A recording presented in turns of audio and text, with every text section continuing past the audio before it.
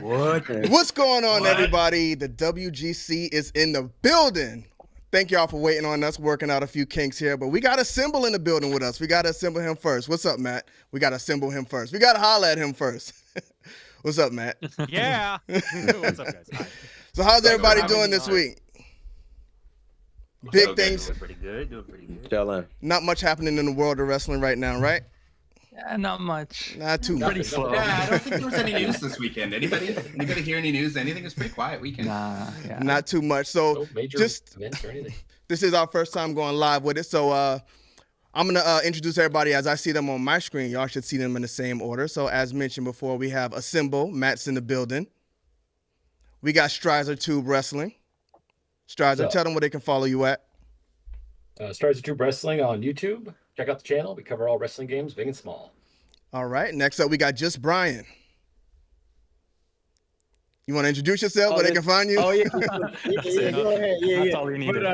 Yeah, just Brian. Yeah, I cover all the game speculations, all that. So appreciate y'all, man. Make sure to tune in. All right, Mr. Dubs. What's up, everybody? Mr. Dubs here. You can find my YouTube channel either by searching up Mr. Dubs or I'm sure in the link in the description below. I will be covering just about anything and everything wrestling games and wrestling related and anything else I might be playing at the time. All right, then we got Kiro.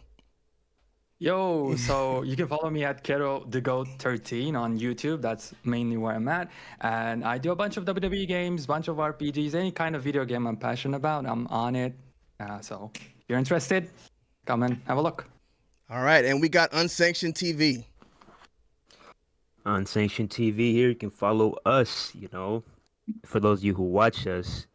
My boy ain't here right now, but he'll be back soon. Don't worry. Follow us on Twitter, Unsanctioned TV, and subscribe on YouTube, Unsanctioned TV. We cover all things wrestling game and MMA.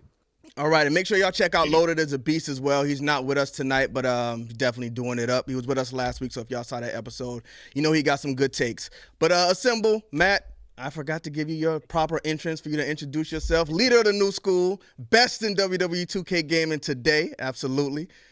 Tell them where they can find you at. Thanks, Kenny. Thanks for having me. It's great to meet you finally. Finally, right? I've been watching you from afar, and it's been weird and creepy, but yeah, it's been good, man. And thank all you guys for letting me come on and jump on and chat anything wrestling. So yeah, youtube.com/@Assemble Show. It's all the WWE 2K stuff. It's also the Fight Forever, Brian.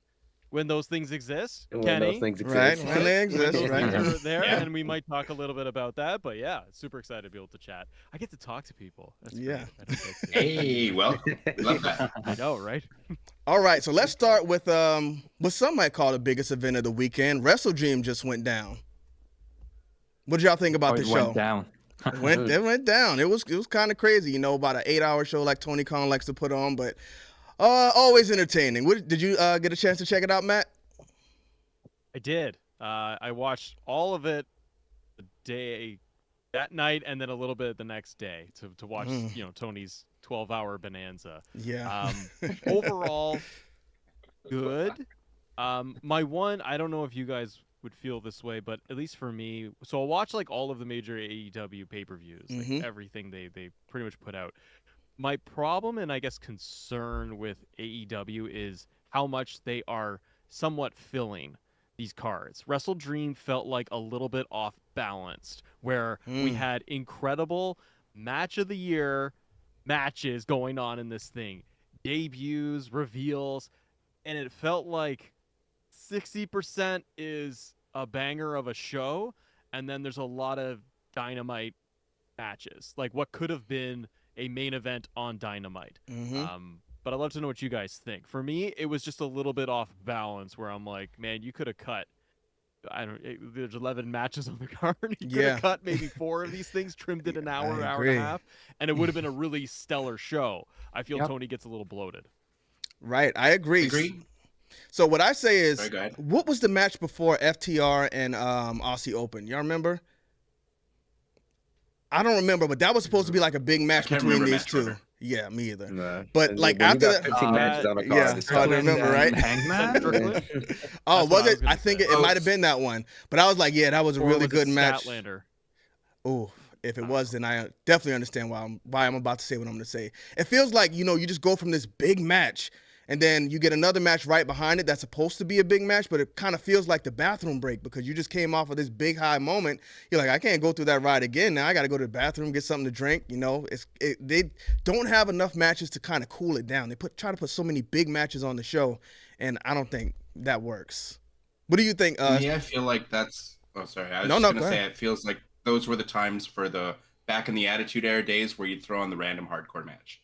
That's where you get your hardcore title or your instance of like, oh, Molly Holly's trying to pin, Steven Richards for the title, and it's just that minute, like, go to the bathroom. Here's something funny. Here's something random thrown in for 5 minutes. Come back and then get to a serious match. That's just something that we always used to have that I feel like we don't have anymore. Right, like the bra and panties matches, right? Get the king out there in the ring. Strider, did you get a chance to check it out? Did you check out Wrestle Dream? Oh, wait. Oh, yeah. I didn't have a chance to watch it. I had to work, but I watched a lot of the highlights. Mm-hmm. I think Edge showing up.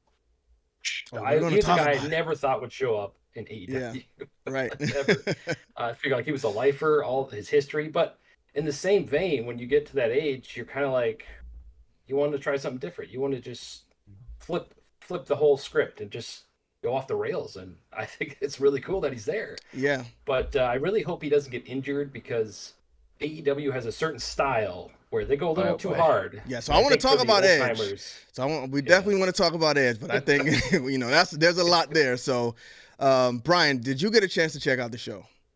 Yeah, I gave him my $50. Honestly, I thought the show was good. I know that there were some matches where, and I was telling you guys about it, I'm like, dude, these are a lot of matches, like 15 matches or 14 matches, whatever it was for a show. Like, that's insane. Like, I do understand that he's trying to put everybody on the card, but it's okay to leave some talent out and put them on another card. Overall, though, I thought the pay-per-view was good. The Danielson and Sabre match, I loved that match. Honestly, it was really good.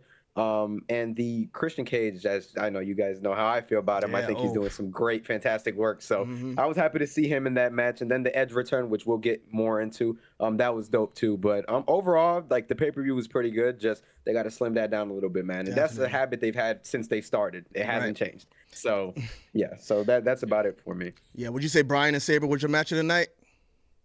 I don't know, man. That Darby and Christian was crazy. Was a really good match too. But yeah, steel step spot. It's in between, but that match definitely. The steel step was good too. I did like the steel step spot. It did look like they botched it the first time. They did though, a few times. And then they made up for it. So yeah, so yeah, it definitely was a cool spot. But I wrestled in high school, so seeing like the whole technical wrestling with Danielson and Sabre was pretty cool. Seeing them do those spots. So yeah, definitely. Matt, you didn't give us your match of the night.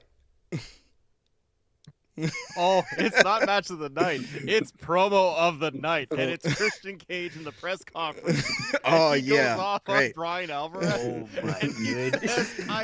He's buried him. What do you think of Nick Wade in his wrestling? And he goes, "I've never seen him wrestle." Dude, I watched it 15 times over. I can't get enough of Christian. The match itself, that's the match of the night for me. Yeah. But it's just with Edge debuting, it's insane.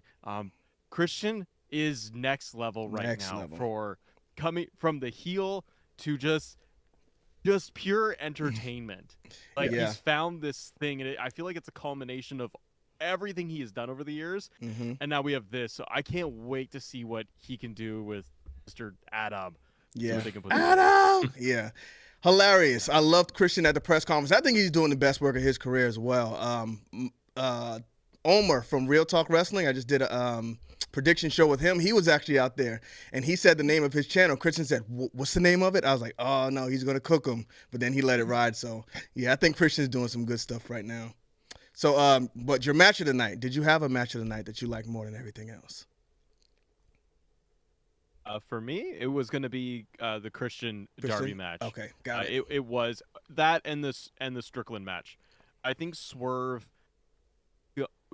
This win for Swerve, and I think subsequently, if he gets a win over guys like Mox, if he gets a win over guys like Danielson, it will propel him into the main title picture. I think that he is there. I think he just needs a shot. Everything Swerve is doing right now is clicking. Yeah. He's always been talented, but I think now they have finally elevated him.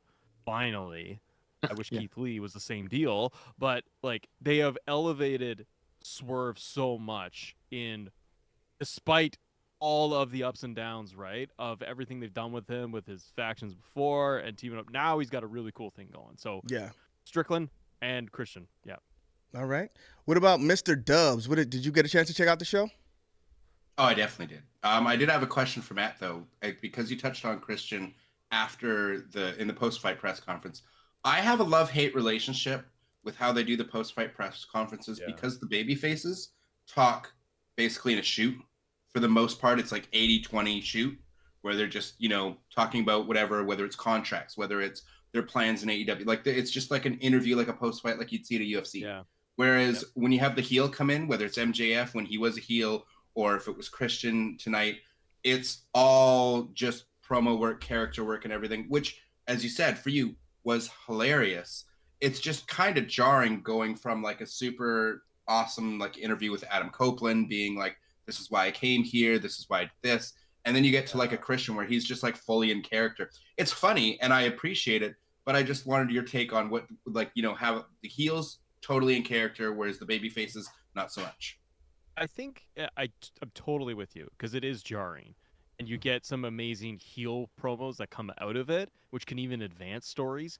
Baby faces are playing it straight, like you said, like a UFC post fight, and they're just being natural and themselves, and they're out of character. I think for WWE, I think leans more towards sticking with their in-ring, their character versus going off the cuff.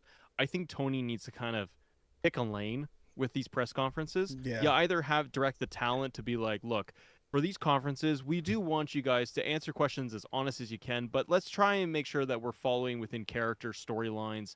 We're promoting things. We're doing that face or heel. That's what I want to see, because if not, everyone's out of character. The press conferences are 3 hours long because Tony just sits there. Like, I feel Tony just needs to pick a direction with them and give talent all equal time. If it's like 3 minutes, 5 minutes, that's why WWE conferences, while they're boring and they're not much to even say about, like at least at AEW, it's like you get some cool stuff like Christian. WWE is very straight-laced, but they're quicker.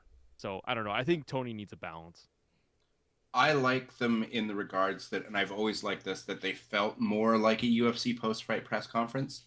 Maybe not to the same degree, because as soon as you started getting character work from heels, I was like, are we going to go campy shit like this? Like, it just wasn't, for me, it was just like, but then they've been doing it for so long now that you get moments like a CM Punk ruining his career, essentially, with AEW. That's one thing. The press conferences, they're always interesting. Maybe you don't want them shooting off the hip and off the cuff so much without something prepared, because in WWE that would never happen, because he'd never be allowed to speak off the top of it. You know what I mean? Right. So it's a hit and miss. I really liked the authenticity of hearing guys talk about, like, especially Adam Copeland, like what his plans are. Why did he leave? Why did he come over here? Like, it was refreshing to hear that, even though it sounded almost word for word like what Bryan Danielson or what CM Punk said when they first came in. I want to work with Kenny Omega. I want to work with the young guys. I want to blah, blah, blah, change it. But it's genuine, and I appreciate it, because I'm sure that is what a lot of them, especially later in their career. I've already wrestled Roman Reigns 10 times. Right. What do I want to do? But I do like the blend. I do like the blend though, going in and out of like storyline and actually being themselves. So I don't mind it at all. But as far as the show, what was your favorite match on the show? For the show, for me, I have my top 3, but I want to give honorable mentions first. As the pre-show, for anybody who did see it, to me was incredible. I really, really loved seeing something that, as they like to be their Baskin Robbins of flavors of different match types. Mm-hmm. Seeing Josh Barnett against Claudio was so awesome for me with Mox on commentary. That was definitely, I was in love with that match. And just hearing Moxley, having trained with Barnett and everything, being such a big fan of his, just the commentary made it even that much better. And I love seeing that, because there was no build. You never see Josh Barnett on AEW programming, which to me is the magic of AEW, where you get these guys that you know who they are if you're a wrestling fan, or a mixed, or like just a combat sports fan in general. You know who they are. They don't need a big build, and just having that match with someone at the level of a Claudio, to me, was so cool. So that is definitely honorable mentions. And of course, the 8-man tag or 8-person tag with Keith Lee getting to just show off how an incredible of a freak athlete he is, catching people out of the air. Like I really hope Keith Lee gets an amazing push. He's one of my favorite wrestlers in the company that isn't being really featured a whole lot. Yeah. And of course, what's her name? I feel so bad for I don't want to call her Ember Moon. I can't even think of her right now, but Athena. She also is someone that I don't think we're seeing on TV enough, especially with their women's division. There's so many people developing. I think Athena is has an incredible finish, an incredible look. Yeah, even if she's great. not the greatest worker, I think she's for who they have. I think she's an amazing worker, and I don't know why she's not pushed harder. It's not like she has to fight off Becky Lynch, Charlotte Flair, everything else. Anyways, I don't want to get too far into that, but I absolutely love the pre-show. I thought it was really good. But my top 3 matches by far were the main event, Bryan Danielson and Zack Sabre Jr., because completely different to every other match on the show. Very, very awesome. And obviously I wanted to hear that reaction for Bryan Danielson, his hometown. I was so shocked when it wasn't the main event. And I was like, oh, we're getting Adam Copeland. Yeah. Like, obviously. Like, once he wasn't main event, I'm like, gotcha. Okay. But my match of the show had to be Swerve and Hangman, for sure. Okay. The reaction that Swerve got, Swerve's been one of my favorites since he came in the company. I never watched him in WWE or NXT or anything like that. I had no idea who he was. Right. But his work in the ring, his character work, his mic work, I think he is AEW champion within 24 months for sure. All I right. really hope That's they good. push him to the moon, and that was the reactions alone was like almost an Austin, or not Austin, but like a Rock Hogan kind of just Ooh, I don't level of know. like how much the crowd was into We're one. getting a into bit the far other. now. Like, I don't know. but I'm just Know some saying, big if names. you watch that, if you watch that match on mute, though, I think you get a completely different experience. Is my point. Is the reference point. Okay. It's just if you watch that on mute and don't have the crowd, I don't think I enjoy that match nearly as much. But because the crowd was so against Hangman and seeing how he had to deal with a crowd being against him for the first time, and seeing Swerve get that reaction, the only thing I didn't like was the shenanigans. I didn't like the foot on the rope. I would have preferred you just give that one to Swerve clean. Right. But that was So my they're only probably fault going with that back match. to it. That's probably the plan. But what's up, Kiddo? What was your match? Did you get a chance to check out the show? Oh man. Okay, I did. I checked out the whole thing Oh, okay. because it's so long though. Most of the time, like I'd either skip some parts or Yeah. watch it in 2x. But I did check out the whole thing, and I gotta say, like whenever I think about the show, especially the show name, like I'm gonna steal a joke from George Carlin a little bit, modify it, and say this pay-per-view is called Wrestle Dream because you have to be asleep to get through it. It's so goddamn long, like 12 was. freaking matches. Why? Too We much. had like 2 pay-per-views 2 days ago, like all in, all out. Chill. Like Yeah. if I was, I don't know, like secretary of Tony, I would like maybe on his bedside put like a note, sticky note, like very neon colored, very bright, quality over quantity. Yes. Like this has been a problem, as Brian pointed out as well. Like ever since the inception of AEW, they too many titles, too many matches, too much of everything. Not necessary. Like you got great talent, just use them. Not as much. You don't have to, put everyone in every pay-per-view. Maybe do this type of pay-per-view like WrestleMania once a year. Yes. But yeah. Especially now that Tony is talking about, maybe I heard rumors that he might do more pay-per-views in the coming years, like kind of like the WWE. 12 matches every pay-per-view, dude. I don't know. I'll just fall over and die. Yeah. But there were some matches I liked. There were a whole bunch I didn't like. Everyone talked about Christian and Darby Allin, rightfully so. That match was like, mwah. From beginning to the end. I kind of didn't like the pre-show match with the young guy. I can't remember his name right now.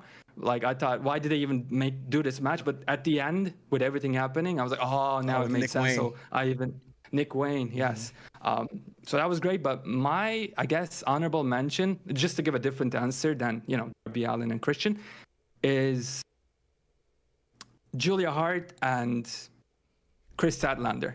I thought I've been, trying to see what Julia Hart has been doing because she's been really developing herself, her in-ring skills and her character work as well, which is super important. And yeah, I'm really liking what she's putting down, and she's becoming a really well-rounded wrestler. So seeing that was great for me. As far as Edge's return, I loved it, but yeah, from the press conference to the way that entire thing happened, like it was the worst kept secret again. It's like, this is great, right? I love it. This is one of the best moments I've seen, me watching wrestling.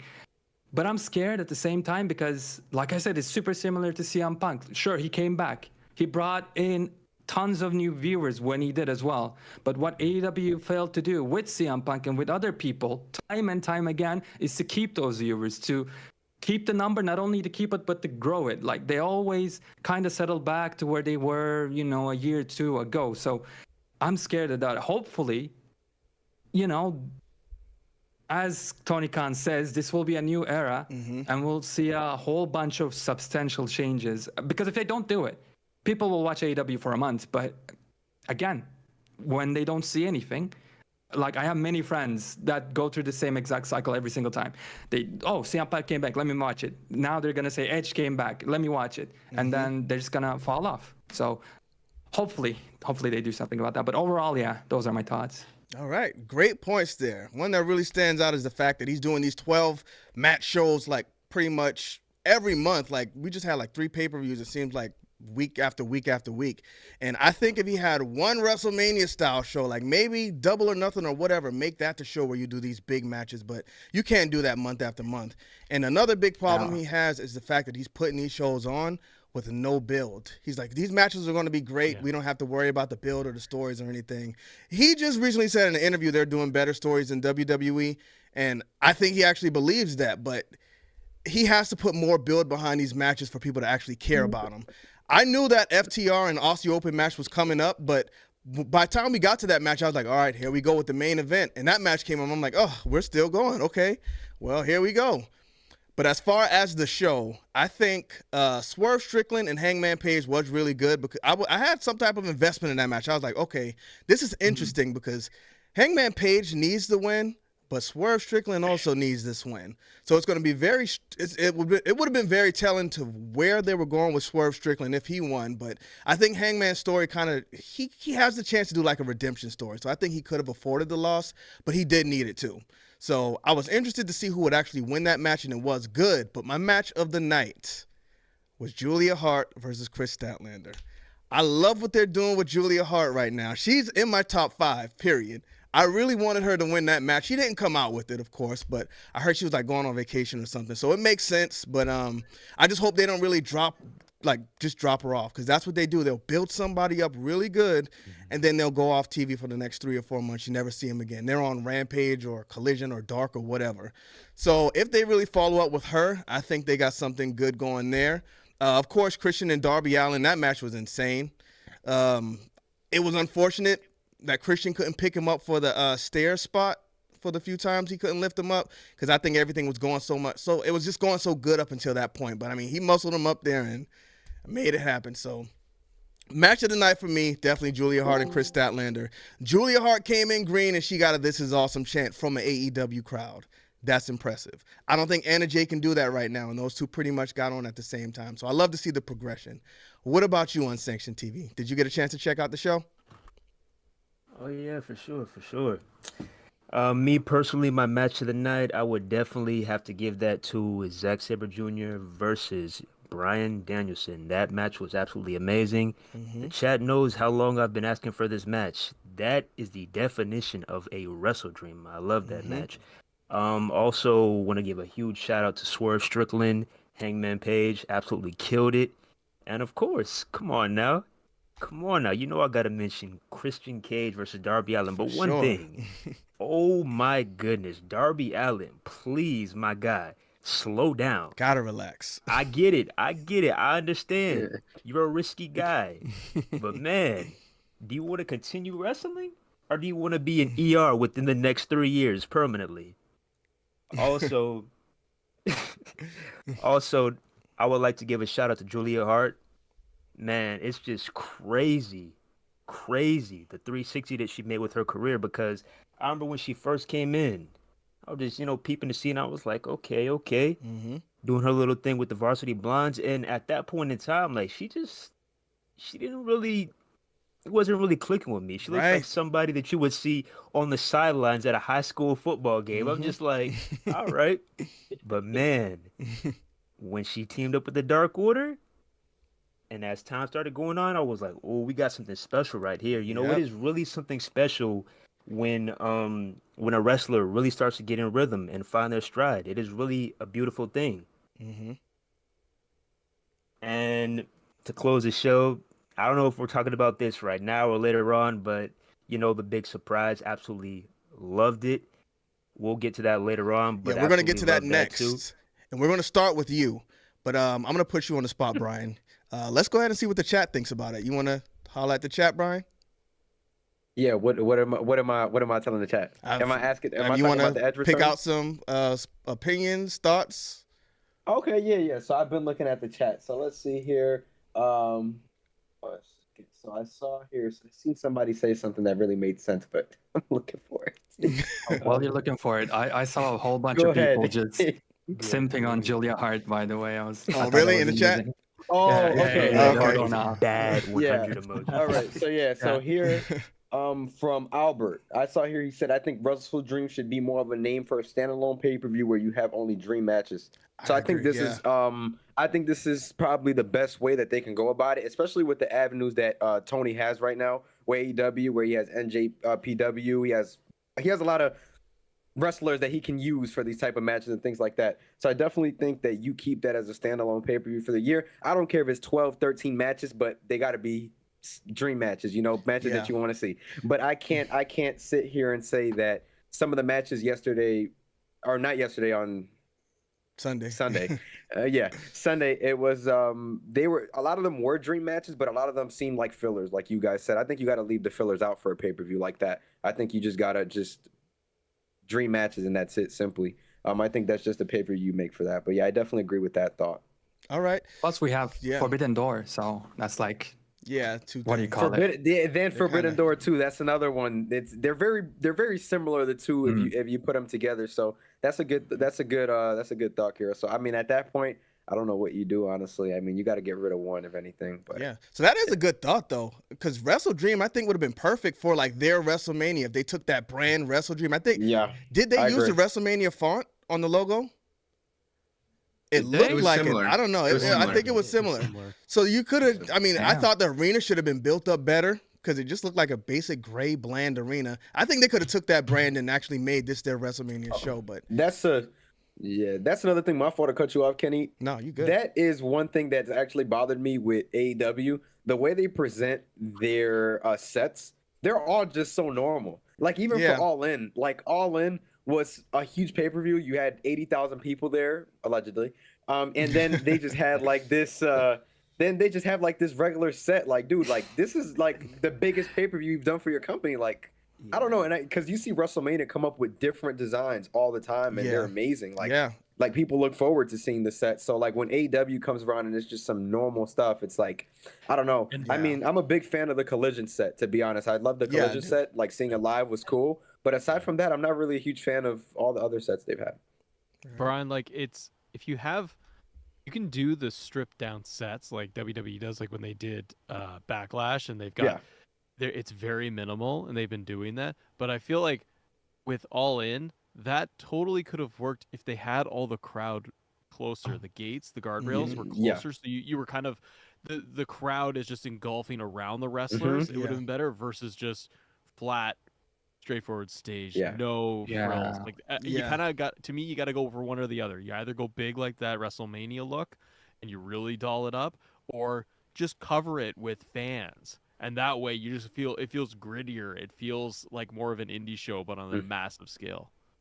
I feel like next year for All In, they'll probably have a much bigger set because I don't think they're going to sell nearly as many tickets. And allegedly, as you said, those 10,000 tickets that may or may not have been bought by a Tony Khan or someone else to make sure the tickets were sold. I'm just saying, there's not going to be a point. There's not going to be a point to do that next time. So you'll have a realistic, probably 50, 55, 60,000 people. Agreed. You can have a big stage in that way. So Well, I think next year, I think we will see it. But that's interesting. You said next time. Did they put on a good enough show to fill an arena like that again? I mean, the show was good, That's what I'm but saying. I just I don't don't think it think was they'll like do a 70. WrestleMania level show. Oh, okay. I don't think they'll do 70, but that's why I'm saying I think they'll do 50, 55. I mean, it is going to be back. It's going to be back at Wembley next year as well, right? They signed a contract. I'm pretty sure. Yeah. So I don't know. That's going to be interesting to see how it pans out. I think 50 to 60 is the ballpark. You want to say something, Matt? Yeah. Oh, I agree. I think you need, if you're going to do it next year, but you are doing it next year, if Tony wants to get to that close to a 70 mark, an 80 mark, whatever, I do agree. You're probably going to end up with a 50, 60 mark with it.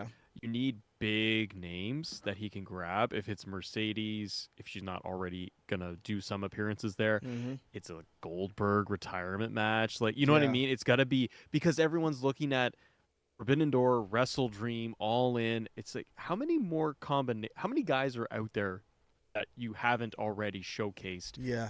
And pump them up to be, this is the biggest event that we have ever done, except for the one we just did 3 weeks ago. It will get to a point of, I think, oversaturation, and you won't have Danielson available to do another dream match with somebody else. And I worry that fans will be like, it's cool, but we've already seen this. Right. And then there isn't as many big name talents available. Next year, last thing I'll say is I think next year is going to be extremely interesting on both ends, because a lot of the talk is how many contracts are up for AEW and WWE talent. And I think next year is going to be huge to see who crosses over, and I kind of feel right now we see an influx of AEW young talent going to be kind of springboarding their careers in WWE, either main roster or NXT, and then I feel like a lot of veteran talent, older talent from WWE, Tony picks them up. It's this complete flip. I agree. Yeah. So with I see Dave Langer in the chat says Wembley needs to be AEW's WrestleMania show. I agree.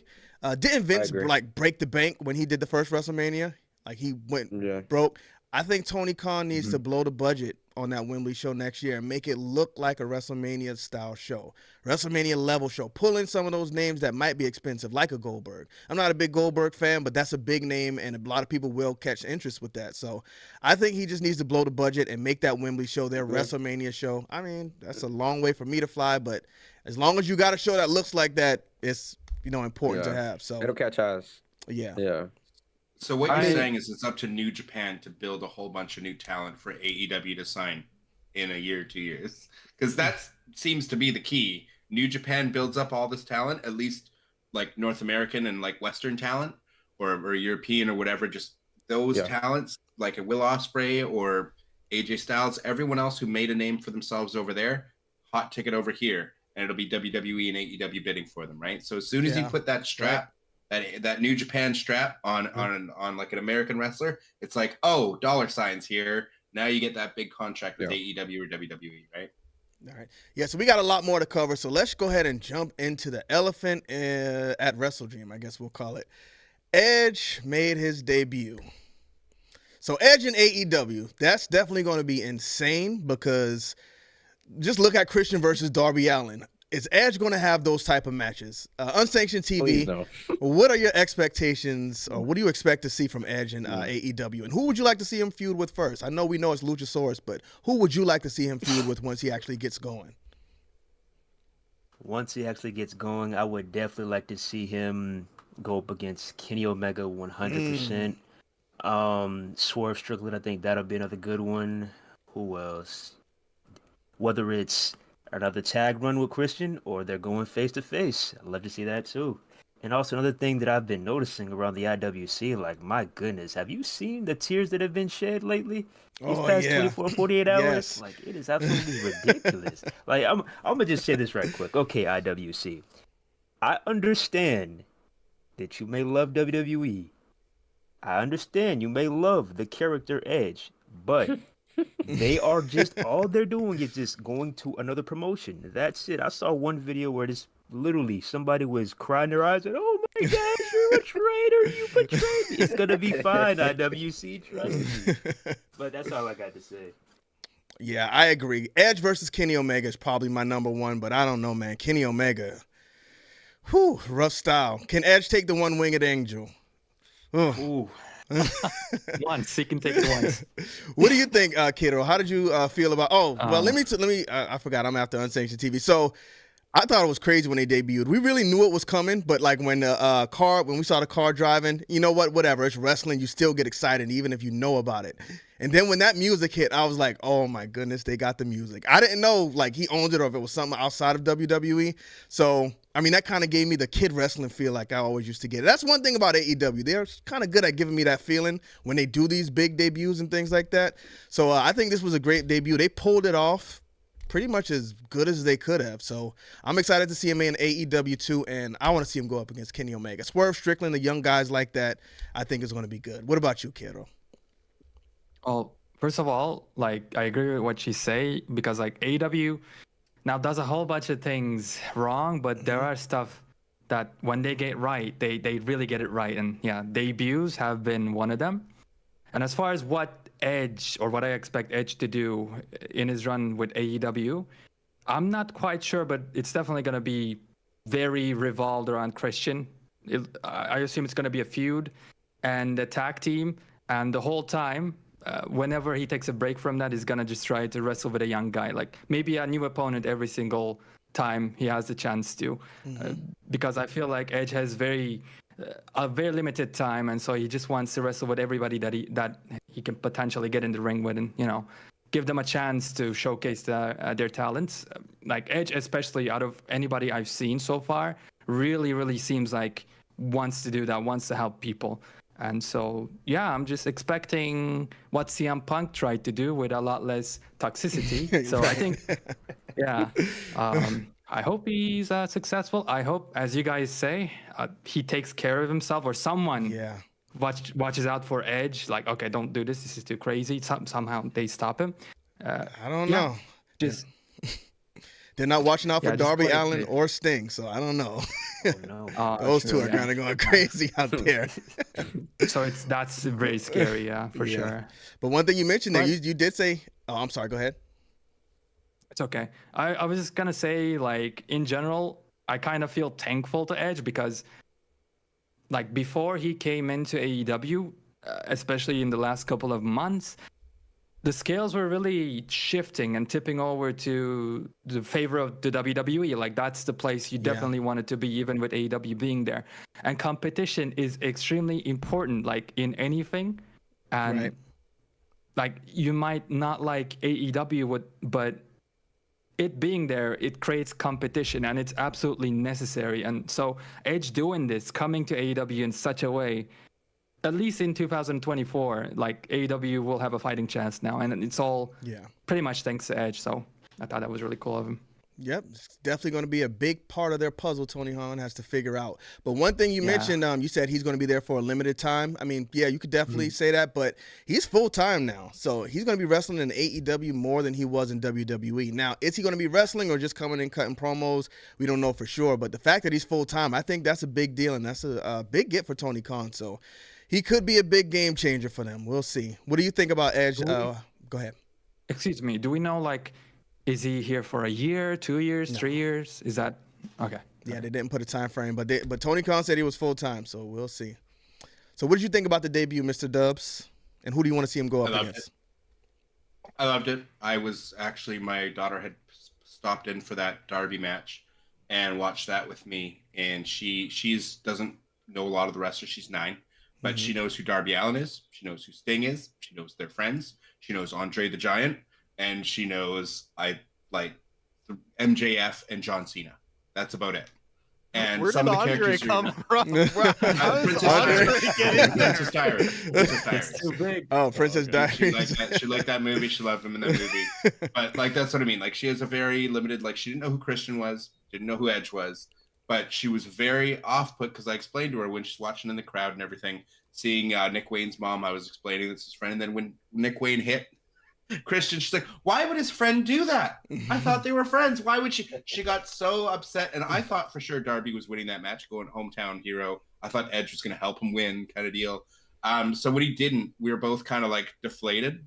And then I knew Edge was coming, and she's like, oh, is he going to help Sting? Is he going to help Sting? That was her concern. Is he going to come and help Sting? And I'm like, I think so, baby. I don't think they're going to turn a heel. I wanted them to. Here. I wanted them to. For me, what I want to see from Edge is going to involve that, though, right? I want to see them both as a heel and a babyface, right? On his babyface run, I definitely want to see Swerve get a push. So I don't know if I want Swerve to be a victim of his. Yeah. But I definitely would love to see that feud because I think Swerve has incredible promo work now. I also would like to see him against like Jay White and the whole run through their whole deal. Juice Robinson, everybody else in Bullet Club Gold. I think that could be definitely a fun feud. And obviously, I would like to actually see him as a heel if he's going to fight Kenny Omega. You could do babyface. I like babyface Kenny Omega. I hope to see him get back to a winning ways soon because he's always been one of my favorite wrestlers in AEW, but I definitely want to see that feud. But I would prefer to see that feud with Edge because he's such a good heel when he is a heel. I would love to see that match as him as a heel. Against Hangman Page, I actually would like to see Hangman Page go heel. After seeing that Swerve reaction, I don't think it's going to happen, at least not right away. But I would love to see what a heel Hangman Page could do against an Adam Copeland. And also, of course, MJF. I mean, anything MJF to me turns to gold. Yeah. I want to see that. So whether he's heel or babyface in that one, to me, wherever it comes, I obviously know he's going to have a tag run. He's going to have a program with Christian. That's a big reason why he's there. And he'll probably have tag matches with the Bucks and everything. But for me, the main ones, I would say Juice Robin or Bullet Club Gold feud, maybe feud with the Elite, and then MJF and Swerve Strickland. Yeah. My top matches. So that kind of brought up another small concern in my mind. Adam Page versus Adam Copeland. Then you got Adam. What's the other Adam? Adam Cole. A lot of Adams. Adam. They got a lot of Adams. There's another Page, one, right? We got Ethan Page. Yeah, we a lot of Adam pay-per-view. Adams. A lot of Adams. What about you, Brian? How'd you feel about Edge popping up? I was definitely happy to see Edge in AEW because I know that he's gonna have some tough matches, and I know that him and Christian, I definitely wanted to see one run with them, being that pretty much really young. I didn't get to see their original run, so I definitely wanted to see them. So, but one thing that I will point out is I'm not worried for Adam Edge and in this predicament. I'm more worried for AEW. I feel like they keep bringing in talent that's already at an age where it's like, okay, it's cool, but I don't want them to keep trying to push this talent to the moon when you still have younger talent that you can still develop. And I feel like they keep taking a lot of vets off the market. Like any big name that WWE has dropped, which it's respectable because I get it, it pops ratings, things like that. Yeah. But I just don't want them to get to a point where they just keep pushing these veterans and the talent in AEW that was originally there. These veterans keep skipping a line, and then it's like these talents just get pushed down, and you won't see them on TV for months. So that does worry me for AEW, honestly, just a little bit. Yeah. Kind of reminds me of I didn't get to watch Impact that much, but from what I've seen, it almost reminds me of that where they kept bringing in vets, and didn't turn out too well. But yeah, aside from that though, happy to see Edge in a different environment, and I'm definitely excited to see what type of matches he goes to. But like Hero said, I hope they stop him from some of the crazy stuff because a lot of crazy spots go down, and he definitely wants his neck for the next couple of years as well. So keep him away from Darby Allin. He's going to hurt Darby Allin. Made Sting do. Look what Darby Allin's made Sting do. The man's jumped off ladders through tables outside. What are you doing? Too old for that. So Ed said keep him away from Darby Allin. Ed said they had somebody like hanging off of a car or something when they were shooting the video. Y'all didn't hear that in the press conference? Yeah, he said they were doing some crazy stuff already, shooting the video. So I mean, I couldn't. There was one spot with Sting that I saw at Full Gear last year where he jumped off like one of the things off the crowd. And I'm like, dude, this guy's like 60 something, bro. Like, why are you doing it? It almost reminds me of like Ric Flair, but he obviously can do it more than Ric Flair can. Yeah. Ric Flair just can't stop. I don't know why, but yeah. So Strazer, did you go back and watch the debut? And what did you think of it? I didn't watch the debut, but if we're talking about Edge and we're still talking about that, right? Yeah. So people I would like to see him face would be obviously Samoa Joe. That'd be a great match because I don't think they've ever faced each other before. And I feel really bad for Samoa Joe. He kind of got a bum rap at WWE. He never won like a major title, right? He didn't win like the WWE title or the Universal title. I feel like I wish he stayed there long enough to just win one of those. But I don't think he would have. Another person I'd really liked him to see, which none of you mentioned, was Edge versus Sting.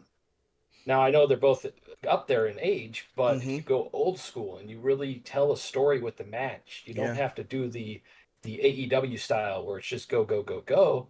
It could be old school, and I feel like the crowd would just eat that up because it'd be something different that the AEW crowd isn't just, they're not used to that. Right. And then obviously Kenny Omega. I mean, Kenny Omega would be freaking awesome to see him face Edge. That's another dream match. But yeah, other than that, I mean, sky's the limit. Also, Luchasaurus, which he is booked to wrestle in his first debut match. I really like Luchasaurus. I think ever since he started, he was really cool. I feel like they could have done more with him.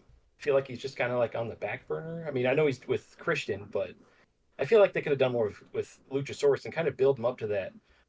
Well, not necessarily Undertaker, because he's the Undertaker, but kind of like that Mystique character. Because as far as I know, AEW doesn't really have like that Mystique over the top character. Julia Hart. I mean, I gotta jump in. Julia Hart. Okay. She does it better than Malachi Black. Malachi Black.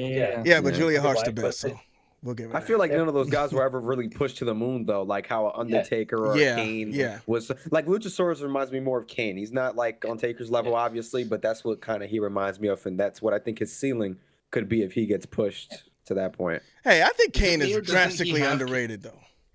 I mean, I just got to step in there for Kane. Music, like a riff.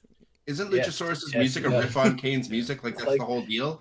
They're pushing him as Kane. Right? I love Kane. Kane is awesome. He's still all right. mayor? Yeah, I think he is. I mean, I don't know about his mayor stuff. I think people hate him for his mayor stuff, but I love the Big Red Machine. As the demon. Matt, what did you think about Edge debut, and who are you looking forward to seeing him face? I thought it was great. Just like Kenny, you said, I thought, okay, the car, I didn't really need the feature presentation. Yeah. I think it would have been better if it was just the music hits, which was Beth, by the way, who did the voiceover. Yeah. So that you think you know him, which is really cool. I didn't need, I mean, but you're right. It's like, okay, it's wrestling. I'm just going to let it happen and just enjoy it for what it is. And it was great. So I did love it. I think it was really well done. It was telegraphed, sure, but it's still wrestling. You're like, even though you know things are gonna happen, you're still excited for when they pay off and you get them. Like when Punk debuted, it was rumored, it was all confirmed but confirmed. You still enjoyed it and you still love it, so it could still be fun. For opponents, you guys mentioned great ones. I think Strickland, I think Joe, Malachi would be great. He can do a lot of stuff in House of Black. I do see him. I'm looking, like I have pulled up AEW's schedule for the end of the year, which is not much, but if they kind of rinse and repeat for the new year, you got Full Gear, Winter is Coming, ROH, they got Holiday Bash, New Year's Bash, and then on it goes. And then you back to the new year. I think that for Full Gear and Winter is Coming, if they're going to do, obviously Full Gear is a full pay-per-view, but if they're going to do Winter is Coming, it's not a Dynamite special, but they do it as a full pay-per-view. I don't know. I think he has like the Luchasaurus match we know of. I think he builds up to these singles matches to then get to Christian. Yeah. Maybe at Full Gear. I'd like to see them almost push that and give it time. It's a story. Let the story build, or do a best of 3. Take it for several months. It can breathe. What's the rush? And then I see him also teaming up with FTR. And then I coined it. It's going to be rated FTR. Oh, yeah. I heard you say that on the live. Yeah. Nice. They're going to take it from you. I was like, taking it. It's rated FTR. That is going to happen. And like you guys said, I think they go up against Switchblade. I think they go up against Bang Bang Gang. Just have fun. Very, I think very similar to Punk on Collision. Yeah. They do with Edge. Protect him. Put him with FTR. Get him in tag team matches. 6-mans against Christian. It could do all of these combinations and then get the really cool 10, 15-minute match for the blow-offs of the singles matches. Yeah, he's there every week, supposedly, but we all know it's going to be like Punk. Punk was there every week. He wrestled a lot. He did. And to be fair, when he came back for the second time, he wrestled a lot on Collision. Mm-hmm. But 6-man tags, it's protected. There's a promo. There's a 10-minute promo. Mm-hmm. So I think we get a lot of that with Edge, which, you know what? It's great. As long as, I'm sorry, I forget who said it earlier, but you're dead on where I think you run the risk with AEW with bringing in the legend names that you pop a rating, maybe Brian knows you, and then it dies, and it goes down again. And I worry about that too, of pop it to a mill on Dynamite, and Collision gets to 800,000. Okay, we've seen Edge, cool, and it becomes normal. And then Tony's like, we need another big thing, and you can't repeat this. Continue to build your talent. Like, I was disappointed, and it's the only point I was going to go off a tangent, but like Tony Storm, for example, he had one women's match on the entire Wrestle Dream card. One. Yeah. Had one. Had a lot of women. And Tony Storm is doing the best character work in AEW. Like, I love what they're doing with her. Yeah. Where you can't get her in a match, you can't do anything. I think And Saraya so I said worry that- something was wrong with her. I believe. Didn't she Was say it? she was supposed to have a match with Tony Storm? And I'll have to look into it, but she posted a tweet and people were like getting on her about it. Okay. But yeah, I think something was wrong. We with didn't her. see Saraya or anything, so that probably Yeah, she said something was wrong. Because I was wondering, why is there no women's title match? Yeah. I was kind Women's of title with all match, these matches. nothing. Yeah. Yeah. And we had that at All In, right? The women's fatal four-way was great, and I wanted more of it. It was a fatal four-way, and it was awesome, but it was 8 minutes. And this is the problem. Tony doesn't feel there's the point to this, and then I worry that let's push these legends. They'll pop our ratings. I'm like, characters and investing in your existing talent also is a good idea, because Edge will only be here for a year or whatever. You're gonna have other talents like Hobbs who are gonna be there. Yeah. 2, 3, 4 WCW years. 2.0. You gotta build them, otherwise, yes, it's WCW 2.0 or 3.0, because WCW 2000 was. Yeah, fair. Yeah, right. Don't want that. No, we don't want a WCW 2.0. You sure? Substance. But how do y'all- That's what's needed. Yeah. How do y'all feel about Collision being a thing? I think it's great to focus on talent that hasn't been there. Like we didn't get Miro's back on TV. I'm happy to see Miro. Yeah. I I'm happy agree. to see Andrade get some time. You know, guys that might be a problem in the locker room because the CM Punk thing is, it's a CM Punk show because of that, but they brought all the problem children to Collision, right? So there's still guys in there. Like, you're not seeing Andrade in the same locker room as Sammy Guevara, right? Yeah. There still have some separation. So for me, it's nice to have a mainstay, like a first run, like a SmackDown Raw first run show that's like bigger than Rampage, to focus on talent that we haven't seen. Like, I don't know why Miro was off TV for so long, because I don't think he was an issue backstage. So I never understood why he got taken off TV for so long. But I really love seeing talent that I would like to see pushed, and I hope we get more of it. I want to see more Keith Lee. I want to see more Swerve. Yeah. So my thing personally, go ahead. Go ahead. Well, first I want to throw the Saraya thing out there. Cool. So it did say, she said, my opponent's not in the country, so how do you want me to face her? So I don't know what's going on, but apparently Tony Storm's not in the country. But go ahead, Brian. International Waters match. Yeah. No, personally, I do like the idea of Collision. I just didn't like the reason why it was created. I feel like it should have been created for different reasons, and more like how Dub said, push different talent, put different people out there. I just don't think it should have been created, and it should have never even hit the news that it was more created because they wanted to separate CM Punk and Kenny Omega. Right. I just thought that was really, really dumb. But yeah, I did want to go on ahead and just ask you guys, do you guys think that Edge is now going to be sort of the CM Punk of Collision? How they were trying to push CM Punk as more his show, or you guys think it's just going to be more of just I think Collision? That's quite possible because, I mean, without CM Punk, Collision was just going down, because I mean it was designed around CM Punk, which is, again, I agree with you, like it's fundamentally wrong to do that. Like imagine we started this podcast, we went on for 10 weeks, and then I said, I don't know, like your headset looks funny, and then we fought, and then next week we have like two podcasts instead of hashing it out. I don't think it's gonna be an Edge exclusive to Collision like it was CM Punk. The separation was for locker room issues. Right. And you do still see some of that. Like Andrade wasn't on the pay-per-view, was he? Like there's certain guys that are separate, no, I don't think right? So. They're still keeping some guys separate. I think Edge will be a huge feature, just like Bullet Club Gold has been a huge feature. FTR has been a huge feature, but now you're seeing them on Dynamite again, right? Because they don't need the separation. I think you're going to have guys featured maybe more on Collision, but I think Edge for sure, they're going to want that rating every week on Dynamite as well. Right. Yeah, that's what I was getting to. That's what I was getting to. That's why I asked how y'all. Go ahead. Go ahead.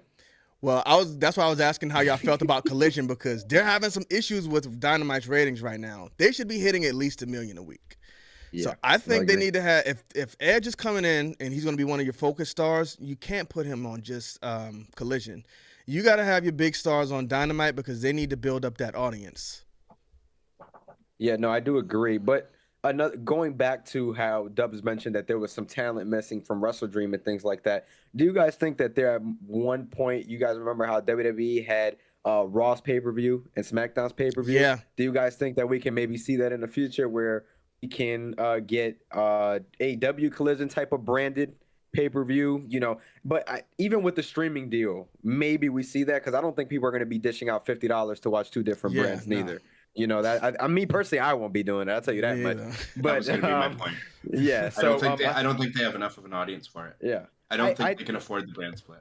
I agree. I think the way that you do it is maybe if it's a brand when you get the HBO Max branding deal. And another way that they can do it is too how they do with AEW Collision, where they give it like special names. You can with Dynamite, I mean, where they give it special names. Then you can do that with Collision and make it a really big show.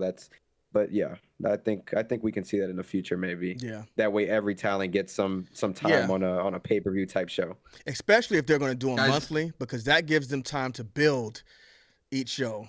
So I think that'll be. They already have a brand split. It's called Ring of Honor. How much do you watch that?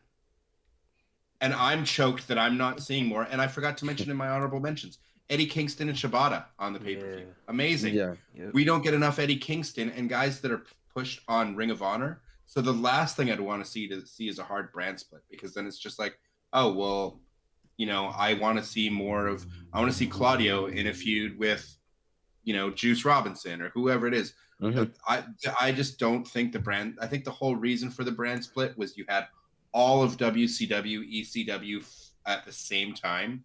And WWE's just like, we have too much that we can't focus on everybody. I think right now AEW is not at an 8-9 million rating where WWE was at the time where they could, you know, fragment their audience. There's no way, I think, because right now you're at the risk if you do anything to Collision that takes away star power, you're at the risk of it becoming the next Rampage and going from a 500,000-600,000 rating to a 200,000-300,000 viewership rating. Yeah. And they're not going to get a big bump if that's what their viewership is in 6 months or a year from now. Yeah, but they got a lot of guys on the roster. So, I mean, if they wanted to do a brand split, they could do that. I just think all hands need to be on Dynamite right now to get that show established. But as I just said, they got a lot of guys, and they got a lot of guys potentially coming in because you think about a Dolph Ziggler, I'm sure they're going to pick him up.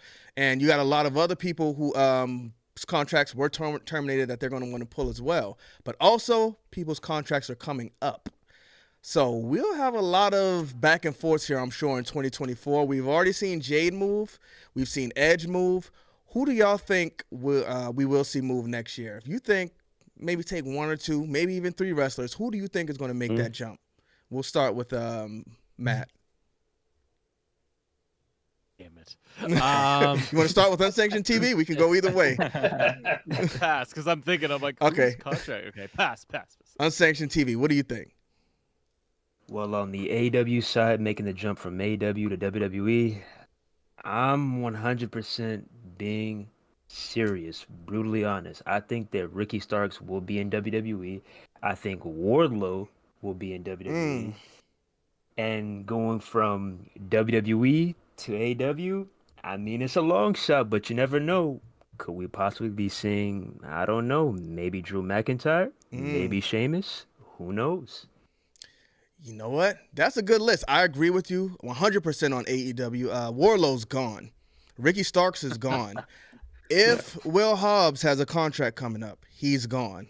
WWE, I could definitely see Drew McIntyre making a jump. I know he's going to want to do that Wembley show next year, and they could build that Wembley show around him. So I think that'd be a good move for him. Apparently, he's not happy over there, so why not? Sheamus would be a surprise. But I think Sheamus would actually be good in AEW. Just think about how he beats up the guys. Could you imagine a Sheamus versus Darby Allin? Darby Allin might not make it out of there alive. I don't know. But, I mean, we see the jump, though, so far. Like Jade Cargill and Edge. It seems like WWE is more interested in the younger talent, building them up, where AEW wants the more established talent to help build their brand. And I think guys like Sheamus could help. Drew McIntyre most definitely, especially if they want to help pack out that Wembley show again. So it's going to be some interesting changes. But what about MJF? People are saying he signed an extension. He's saying he has not. Personally, I think he signed an extension, so I don't think he's going to jump. What do you think, Kiddo? Oh, well, MJF. About any of First of all, he's everybody. Oh, okay. I get it. I get it. But he's a very, very big fish right now in a smaller pond. So he's enjoying possibly the best position he can ever enjoy in AEW. And so he's super freaking young too. So he doesn't have to give that up anytime soon. Like he can do just like Edge did in a sense. Like he did everything he could do potentially in WWE. He's done. And then he went to AEW. MJF could easily just do that. Just hang in for a couple more years. Whatever he didn't do at this point, honestly, now that I look at it, think about it, there isn't much MJF hasn't done. Yeah. But yeah, he's definitely not in a hurry. So it's very hard for me to make a legit prediction to say MJF is staying or going. But if I had to pick and choose, I think he's going to stay because without AEW, without the chances that this company gave him, the spotlight the company gave him, he wouldn't be here. And I feel like he is quite thankful for this, and he's quite smart as well. So I feel like he's going to stay a bit more. How long, I'm not too sure, but right now that's how I'm feeling like. As far as people going from WWE to AEW, I saw a couple of comments from Dave Langer, and then there was someone called Multiple Futures, I guess. Yeah, they're talking about Dolph Ziggler, Shelton Benjamin, Mustafa Ali. I mean, Shelton, I'm not sure. He's quite on the older side now. He'll probably show up once or twice. But Dolph Ziggler, like if they can really mold him into something here and you really utilize him well, AEW can have another great hit on their hands, especially like they have a great chance to, again, like, how do you say it? Taunt WWE, like rub it in their face. Like, you had Dolph Ziggler for all these years. Look at what he could have become. You didn't do this, but we did. And hey, that's another reason to watch AEW. So I don't know. He has his brother there, but he's also very much into, what do you call it? Stand-up comedy. I feel like he's been wrestling for maybe over 20 years now. Like maybe he's done. Like maybe he doesn't care anymore. Yeah. But as far as AEW to WWE, I think all the good names, all the obvious ones have been said. I was gonna say Hobbs as well, because he's monstrously underutilized. Yeah. And I mean, I'm like doing a quick scan, but not any more names coming into my mind right now. So. But you're right. I think they just need to let Dolph Ziggler go. I think WWE kind of held him like. They held him down. Dolph Ziggler was my favorite wrestler for a long time when he came in. But I think if they let him go, then he still has it in him, and he can be just as great as Chris Jericho or Edge is right now in the older age. But Dave Langer said, Sheamus in the Blackpool Combat Club. Book it. Mr. Dubs, what do you have? Cool. I mean, the first thing I was going to say right off the bat was the friends of Cody Rhodes, Ricky Starks, Powerhouse Hobbs, Wardlow, those guys, for sure, obvious candidates. I think anyone in AEW that is over 6 feet tall and has been in any kind of main event level that is under 35, you will see go to WWE. Yeah. Because they don't want 45 plus stars coming over there. I think if you consider Will Ospreay an AEW talent right now, I don't know. I don't think he's signed anything yet. I could see him going to WWE, maybe not on this contract, but then on the next one. And MJF, I definitely see in WWE at some point. When that happens, who knows? But like I said, anyone over 6 feet that's a main event draw in AEW will likely, if they haven't been there yet, will see time in WWE. And on the flip side, I think anybody who's been in WWE for more than 10 years that is any kind of a draw or a name value, like I could see Kofi Kingston going to AEW.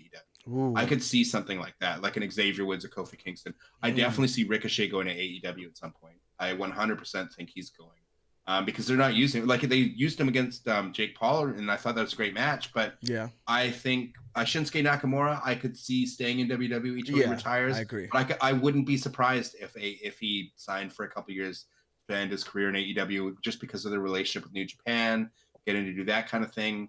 So I see guys like that. I don't see a lot of young, up-and-coming main event talent leaving WWE for AEW. I see it more the guys that it's like been there, done that. There's no new matches. AEW is a whole pool of brand new match types. Same reason Edge left, same reason, you know what I mean? Or if they have friends over there, you know, the whole friend deal. Like Christian, had he been signed to WWE, do I think Edge would be in AEW right now if they had both signed to WWE after that Royal Rumble?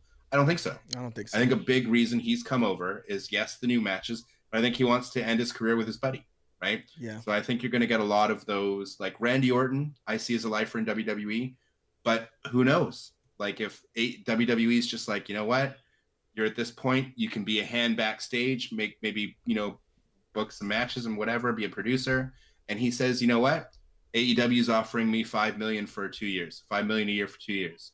I could see that happening, right? Anyone who's of that age that they're an established name that isn't like a John Cena level, that WWE doesn't have much, you know, like you said, Drew McIntyre stuff. Guys are not doing stuff with. I could see them definitely moving, definitely. Yeah. And then smaller guys as well, Ricochet kind of guys that aren't really used well in WWE. 100%, I can. Yeah, they'll do a lot better in AEW. Go ahead. And personally, my wish list, I just want to say my wish list for WWE to AEW that I don't think is going to happen, but I really hope it does someday. Kevin Owens, Sami Zayn, and AJ Styles. Before they wrap it up. Yeah, but it's time. They'll have to finish over there because it's getting time for those guys. But one name you said that's interesting is Will Ospreay. I don't believe he signed with AEW yet. I don't think he did, but he's got some good matchups in WWE too. And I think he's a WrestleMania main eventer, so we'll see where that goes. What do you think about it, Brian? From AEW to WWE, I definitely have to agree with the Wardlow, Ricky Starks. I definitely think Ricky is a lock to WWE, if I'm being really honest. Mm-hmm. I don't think they have any direction for him over there. And the way he's been tweeting, it almost shows like, he's going. Right. Yeah.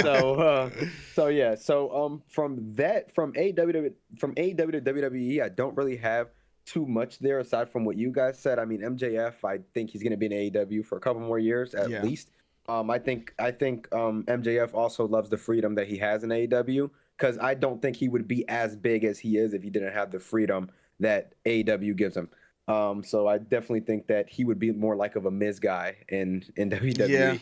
Yeah. Which honestly, it's still a really high ceiling, but it would be watered down, of course. Yeah. And from WWE, I honestly think that Drew goes. I don't think he's happy. And honestly, a guy that Dub said that might be a long shot. I do think AJ Styles goes in the future. I don't think they have any direction for him. I mean, they had him feuding with Karrion Kross for a long time, and that went nowhere. Yeah. I honestly could see AJ in AEW in the future, and I feel like Sheamus is a lifer, but we said that with Edge, you know. Yeah. So I could see Sheamus go as well. I think that's a guy that would love to be in those types of matches that AEW loves to book. So I think those guys right there, I think those are pretty fair. I really don't see anybody else leaving. And another guy who's a long shot would probably be Austin Theory. Yeah. I feel like they are not booking him that well in WWE. And his United States Championship run, he wrestled a lot of notable superstars, but it wasn't really like nothing that blew my mind. I mean, the John Cena and Theory match was a disappointment, and that's more John Cena, if I'm being honest. I mean, he's getting older. But I think Theory is a guy that you might see in AEW, if I'm being honest. But the only way that I do see Theory staying is if they turn him to a babyface. I think he could be a very, very good babyface. Yeah. But aside from that, Yeah, Theory's definitely got something, but he needs something. I don't know what it is he's missing, but I think a run outside of the company would do him well. He could return in the future just like Drew McIntyre did. I think he'll be bigger than he ever was, but he needs some type of – it's just something. I don't know what it is. What do you think, Strazer? Well, you guys took all the good ones, but we pretty much agree. Would be Ricochet would be awesome because I feel like his style really fits with the AEW audience and the wrestlers over there. Obviously, Drew McIntyre. I mean, crap, dude, he'd probably win the belt right away because he's a monster. I have a little out there guess because based off how his match went with Cody, kind of felt like that was a send off. Maybe we see Brock Lesnar go to AEW. Oh, I don't think so. I mean, You never know. No, I mean, you never if the know. You're money's right. there, he's- But it's going to he is be a money guy. It's If going to Tony be a Khan just writes him a huge check. a he might heavy get check. Brock Lesnar over there. We'll see Yeah. Brock in I 2 don't know. months back. Yeah. He'll be there Yeah, tomorrow. I'll be like, I'll see him oh, in 2 oh, months. well. Yeah. I'm not saying I wouldn't love it. I would love it. absolutely love to see Brock Lesnar wreak havoc on Dynamite. And Imagine the pop. I mean, everyone's head would Crazy. explode like Brock Yeah. Lesnar. No, it would be insane. I just Yeah. think he's a WWE guy. I Like think he so loves too. Vince. Stone Cold, He's Well, just, yeah. with Undertaker, The with Rock, TKO, WWE guys. Brock he Lesnar. played UFC Right. against them over and over, so you know what I Oh. mean. If the money's right, I could Yeah. definitely see. What Brock. about Mr. Riddle? Oh, Riddle's going to AEW. Oh yeah, I y'all feel forgot about like- Riddle. Tony Khan already sent him that letter, bro. He's going to Okay. AEW. He just sent him a letter that says, Yeah. "Don't worry about it. See you soon." We're taking in all WWE vets. Don't worry.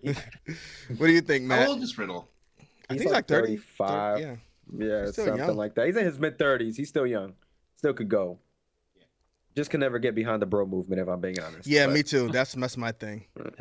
Yeah. What do you think, Matt? Oh, he's 37. Bob, before we go ahead. I probably Starks, Wardlow. Those would be my kind of shoe-ins that would go soon. Mm-hmm. I think Willow could be great in NXT. Mm-hmm. I've seen her live, like on Collision. She is over with the crowd and she's unique. I think she could jump ship. Hook could Yeah. possibly go over there. Then someone I'd like to see make maybe a little bit longer in AEW and then make her way over is Jamie Hayter. Just trying to go with the women's side to see who else we could not thinking of. But Jamie Hayter has done, thinking of the names of, done everything in AEW that I can. And particularly, we talked earlier about the women's division, how it's just, what are they going to do? If you were anybody in that position where you're like, okay, maybe I have been a world champion. Maybe I have had TV time or been in feuds. What else can I do?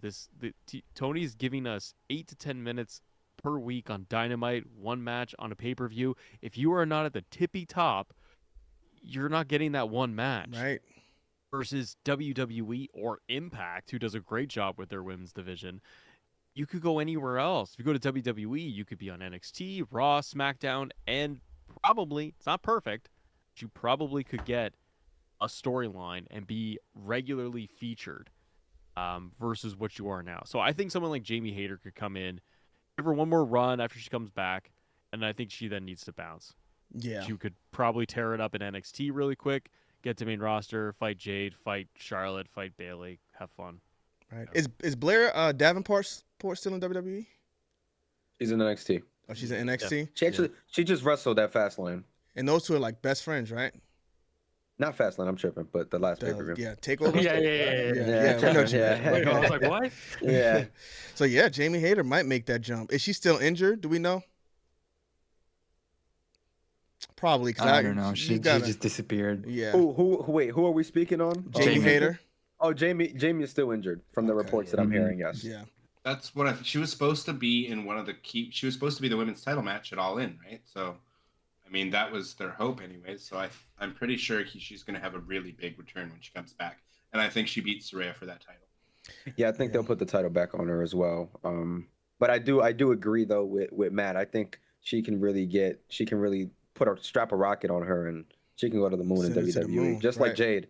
I think Yeah. Jade is going to be freaking amazing in WWE. Yeah, we could touch on Jade really quick. What do y'all think? From reports, it looks like she's going to Raw.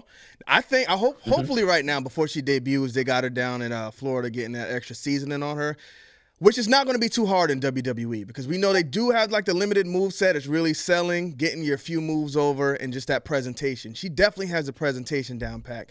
But what do y'all think? Because she's talking about main event in WrestleMania already. Oh, I think we lost Matt. somebody. We lost Matt. Uh-oh. I think he's We're gonna boycotting. move around a little bit. Yeah, we got him back. We got him back. We got him back. Matt knew No, it you was can- up to him. We got to Matt shuffle knew- Kenny Matt Bomb knew- around a little bit. Y'all Yeah, excuse Kenny Bomb's yeah, moving Matt around. knew it was his turn to go. He's like, I'm not Let me ready. get up off of Are we Kiddo. good? Yeah, we're good. Wait, Matt. Wait, can you see Matt on your end? I don't see him on your end. I don't see him on my end. No. Oh, I no. don't see him on Yeah, Kenny's end, but I do see him on ours. Yeah, try turning off your camera and turning it back on. Me or Matt? Fixes it. I see him. Yeah, Matt. Let's see. I don't see him on stream here though. I'm watching on my phone. Kenny, here. you might have to I leave. might have to Discord, leave and come man. out. All right, audience. I will be right I back. see him- Kenny, I I'm so see- sorry. Yeah, I see him Nah, on it's cool. Discord. We're gonna take a quick break. I'll be right back. Technical difficulties. Dun, dun, dun. Nice.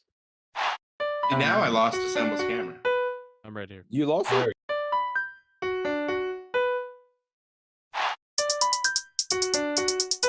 No, you're good. What's going on? Oh my god. Yeah, man. There we go. Podcast channel. All right, guys, we are back. Kenny Bomb's gonna be jumping around here for a second, but boom. What do I have to do for the? Is it going to be the same link? Or okay, yeah, no. It looks like it's back. Yeah. Yeah. No, same link. We never jumped out. We just paused it. Thank y'all for hanging around, man. Sorry about that. A little technical difficulties, but all right. So I didn't even Jade know you Cargill. could Just yeah. Go ahead, kiddo. You were gonna say something? I was just gonna joke around and saying like we're just adding some flavor, you know. Yeah, you Some know, just like excitement. getting a little bit of seasoning like Jade Cargill needs. So Mm. we're back. It's all good. So who do y'all want to see Jade Cargill go up against first? I can go Honestly, with Go ahead. Nia Jax. Just beat her and just let her. Yeah. Hey. I think that's what most people wanted, just to her get rid of Nia Jax. I think most I people mean, want that, right? to be honest. I mean, the way they're building up Nia, she Yeah. almost reminds me of Karma back then. I don't know if you guys remember Karma. Yeah, I remember They were- Karma. Goodness. It Karma, reminds- yeah, it aka reminds Awesome me- Kong. Yeah. Yeah, Yeah. it reminds me Yep. of that. But if I had to pick a match, man, I think Jade and Bianca would tear the roof off. That's the show, that's man. I WrestleMania. would That's a love to see WrestleMania. that. That's a match. WrestleMania. That's a We gotta save that WrestleMania one. match, bro. Yeah, We got to build yeah, up. I would Yeah. love to see that much. I think Jade needs a lot of seasoning before you throw that feud in there because Agree. She does. Yeah. Yeah. definitely could be a WrestleMania like show, like Yeah. a night 1 or night 2 show closer. But Bianca takes it, right? I think I mean, if it were to happen this year, Jade takes it. But if we're talking later on where Jade is established and she can take that loss and you don't have to protect her as much anymore, then yeah, Bianca takes it for sure. I don't know, because think about Cody. He came in, he needed, well, I think that was the time for Cody to win the belt last year. You know, looking at everything this year, going through, telling the story, I get it, but Yeah. it was just so hot. It was right there last year. Yeah. And I was mean, just, to- go ahead. go ahead. Sorry. I was Undertaker getting pinned by Brock Lesnar levels of deflated after that match. That's funny.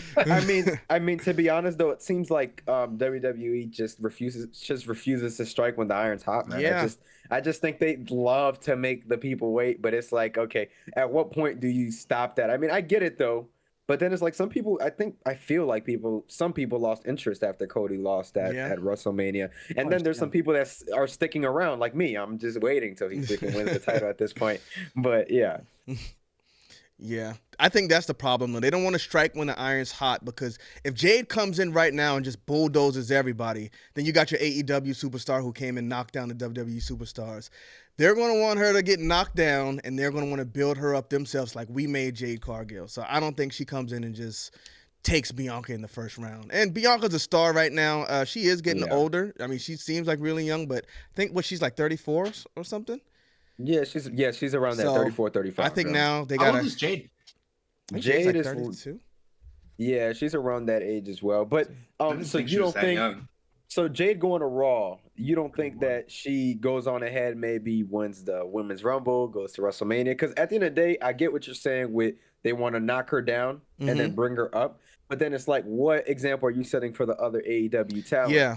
That are like, okay, what if I go over there and they do that to me too? Doesn't work out. So, yeah. So I feel like you really like have to almost treat her like Cody. Like Cody, he didn't win the title, but you see how hot he is and how protected he is. He hasn't even been pinned once in the almost 2 years that he has with the company. So I guess it depends too.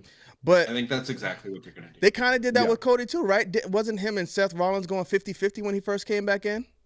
He beat Rollins 3 times in a row. Three times in a row? Yeah, oh, okay. yeah. All right. Well, I got to give them that then. But then they had to give it, our guy takes it at WrestleMania, though. So I don't know. They might do him just like they did Cody. Do her just like they did Cody. Give her all of the wins. She gets knocked down at WrestleMania and comes up the next year and actually wins it. Which, yeah. I don't even know if Cody's getting it this year. I hope he does, but I don't know.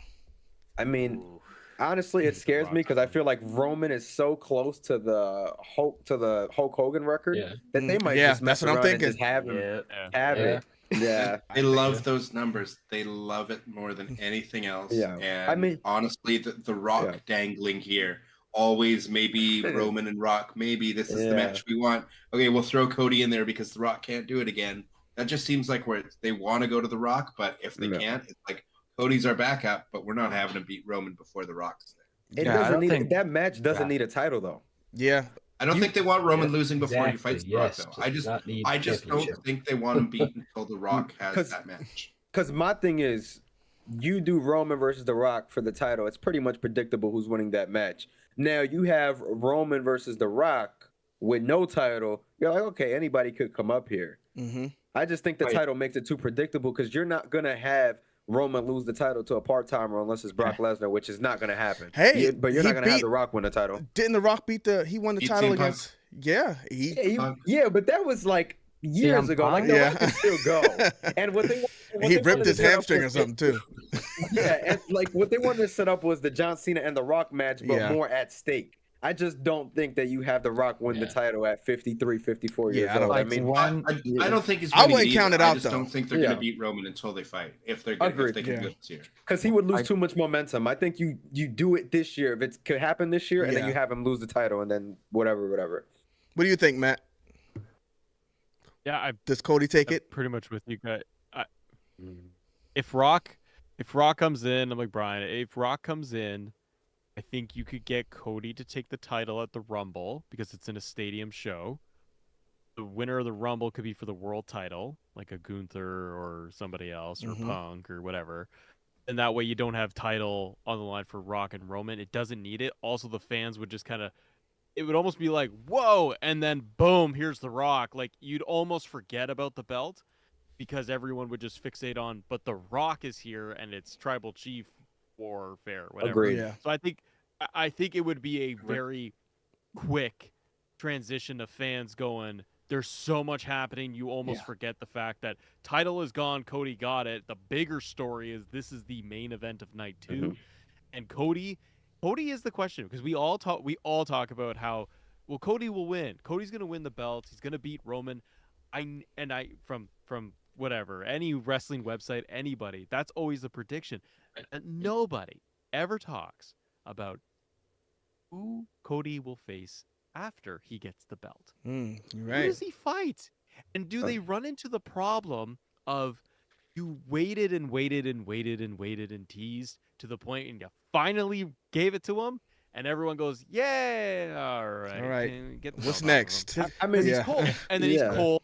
And then you don't have anybody hot and you want a heel to have it. It's that constant chase. Yeah. You got it. And now we're like, we don't really have anybody. And he's a very, true baby face. How do we give him an edge, something to make him more grizzled and aggressive? I just worry Cody will then come out with the belt, just say, what do you want to talk about?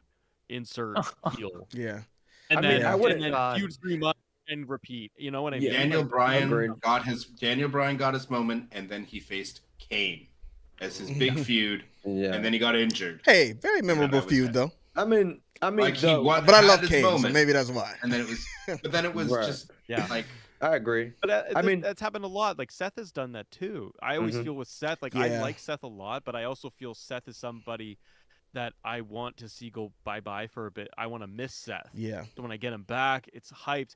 He has been in this role for many years where Seth grinds to get to the belt, gets it, everyone gets excited, and then I honestly feel like it's to the next month, and I'm like, can someone take it off of him because that guy's cooler, or Seth's just a happy-go-lucky babyface. He's doing great work now. I love Seth, but I also feel like I want Nakamura to win. Yeah, Nakamura's cool.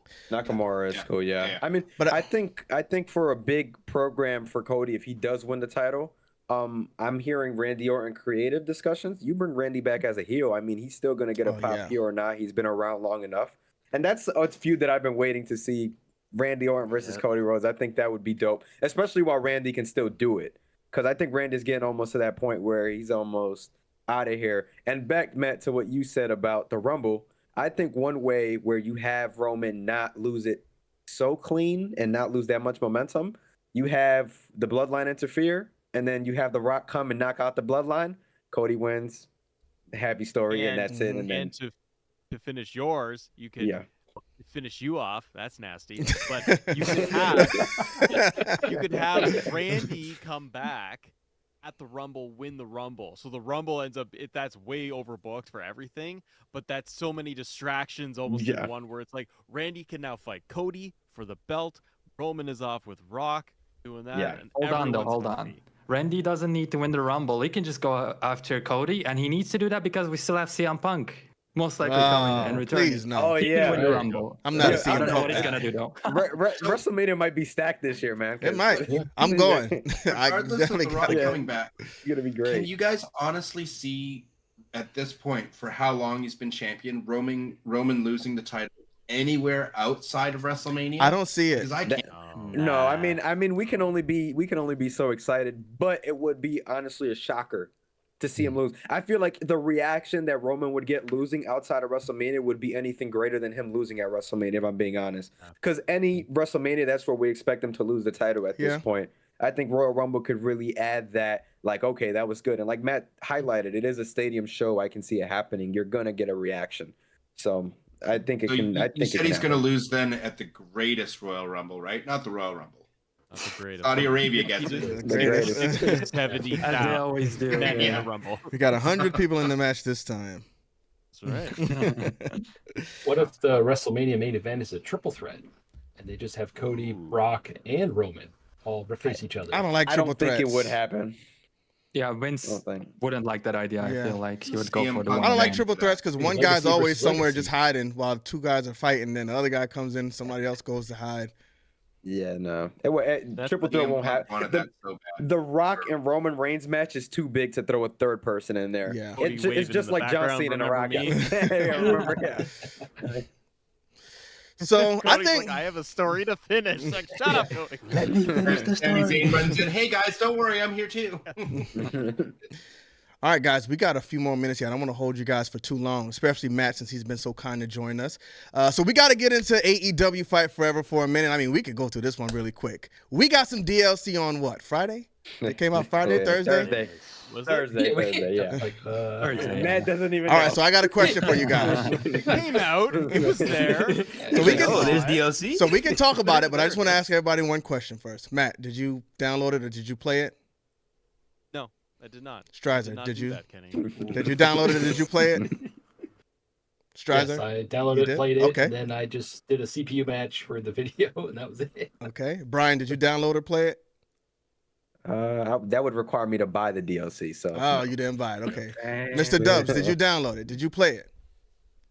I own it. I probably automatically downloaded it. I Mm-hmm. have not touched Fight Forever in a very long time, and until they make a meaningful change for me, that will be my stance. Kiddo, did you download it? Did you play it? Did you make some content? I did download it. I did play it. I did make some content, and I'm super freaking surprised right now because like I feel like I was way more negative towards this game as opposed to you guys. So I thought for sure you would at least, do one match, but I'm surprised to hear all this right now. Yeah. So I didn't download it. I didn't play it. I wanted to jump on and do like a hook house and Road to Elite thing, but I didn't do it. What about you, Unsanctioned TV? Download it, played it, made some content? Yep, downloaded, played it, and then got right back off. And man, just looking at these servers, how dry it was, especially on DLC day. Oh my goodness, Yeah, very it's bad. depressing. Very depressing. So that's the thing for me. Just these wrestlers just aren't going to be enough. If I'm going to get back in this game, if they put a new match type in this game, if they announce, hey, we got a cage match coming, we got a coffin match coming, whatever, buried alive, even though we never did one, I jump back on and play tomorrow because that gets me excited about the future. But until they tell us something's coming, I don't think I'm getting back in there. That's the most random thing they would do too. They'd be like, here's an Inferno match. We never Yeah. did one. Okay, you get one anyway. Yeah, Buried Alive, that's my favorite match of all time, though. So that's why I went there. So what would I think take? that one thing, Ken, is sorry. No, is, go ahead. I think like Brian, maybe you guys agree too. Is like it could add edge. They could add Mhm. every wrestler that's missing, and that's not the point. That's a very AEW thing, right? Of like, look at all the talent. You're like, Don't care. It doesn't matter if the roster is the greatest of the greatest. If the core game is not corrected or fixed or added match types or pull the Road to Elite there's gauntlet match in Road to Elite. It's in there. Like, just if you're gonna sit there and be like, well, we all want match types like a cage and tag ladders, but just if you can't do that, just grab everything that is in Road to Elite, dump it into the base, and say, here's 3 new match types for you tomorrow. And at least there, that amongst fixed reversals, fixed pins, fixed etc. But I think that's what players are really looking at. You can pause yourself on the roster. Yeah, we're I good. agree. We need the core game fixed, and you got to put time into that. And I worry that they won't. I worry that too. THQ will just move on to the next project and be like, call us if you want to continue. 6 mini games wasn't What enough mini for you? games? 6 new game mini games didn't do it for you? Well, it tickled me, but I did not like that very much. It wasn't nice. None of my wrestling game, no. Yes. No Mercy didn't have mini games. Yeah, no Mercy. exactly. I don't know what they were thinking with mini games. My goodness. I feel like this engine is the best we've seen that's not 2K. In like this, it was a well done engine, and there's so few things they need to balance. Balance like 4 different broken abilities, and maybe just have a separate CAW and not CAW online for people who have too many abilities. But something to make the player base be like, cool. And if you're having an online thing, you have a Stadium Stampede, you can't have a private match with that. When Kenny's playing online, and I've jumped into your live streams, a 4-man is not my idea of what I want to do all the time. You can't even have a tornado tag. Yeah. You can in Road to Elite, I'm pretty sure. One of the many match types that's not available to us. It's so little that we're asking for that would bring back at least some player base. Yeah. And as an online player who likes competitive games, it broke my heart because this game had the ability to be so competitive. And at launch, I was like, oh, this is it. They're going to balance this like Street Fighter. Everybody's got their own abilities. You know what I mean? I was like, oh, okay, so they're really... And I thought before creating a wrestler going through Road to Elite, I'm like, they'll have limited things that they can choose, so it'll be balanced, and they can have like a whole Evo, like we talked about, like Street Fighter deal, where you have, you know, Orange Cassidy's ability is countered by this ability, and by, you know, like Danhausen's ability. Cool. You have it there. Do something with it. Kenny is such a fan of Street Fighter and Evo. Like... it just breaks my heart. I really love the core engine. See, for me, I love the core engine. Even if they don't fix the abilities and all of that stuff. I think you were in some of these streams, Mr. Dubs, where we're playing tag team matches. If you're just doing a normal tag team match online, one of the wrestlers are going to get stuck. They get stuck in the ring. They get stuck outside of the ring. I don't know what it is, but the wrestlers always get stuck. Oh my gosh, but if they just add so some extra matches, I'd jump back in there, broken mechanics and all, because I like how the system feels. But it is what it is. They'll add? You know what they'll add? They'll pull a Mortal Kombat and add kart racing. AEW kart racing. Which Mortal Kombat had that? It was Armageddon. That's what everybody wants is kart racing, right? Right. Not actual racing stuff. No, that's the thing. I mean, I think even though there's a couple things that do need to be balanced, I feel like the game still needs more for me to even like jump on and actually dedicate my time to it, because like the game is cool. It would be cool if I could just hop on and have fun. I feel like I can't even do that on that game right now. If they did fix it, that would be my type of vibe. But for me to actually sit down and play it like a WWE game, like I said last week, I didn't expect this in the first installment, but maybe down the line with the live service that they were talking about, maybe get a mode where we can book matches or even book a pay-per-view. Let us book 14 matches like Tony does. I mean, we would like that. Like, you know, let us just do something. But that was just the big issue with AEW. Yeah, I agree. Anything you want to add to an Unsanctioned TV? I think y'all just about covered it. And one thing that I would like to point out, it's mighty funny that Dubs mentioned Street Fighter. Well, guess what? While we're talking about AEW Fight Forever, our good old buddy, old pal Kenny Omega was playing Street Fighter with Mighty Mouse, Demetrius Johnson. You think he introduced him to Fight Forever? Was that stream? I think it just ended about 30 minutes ago, but you guys want to go and watch that. And seems like also, Kenny Omega promotes every game that's not AEW. Yep. Maybe they'll get it right with Fight Forever too. I think they're going to do it, so maybe they'll get it together. But we're going to end off with this, and you can elaborate if you want. If not, then that's fine. The question: what is your favorite wrestling game of all time? Let's start with Unsanctioned TV. I am really torn between SmackDown Here Comes the Pain and SmackDown vs. Raw 2007.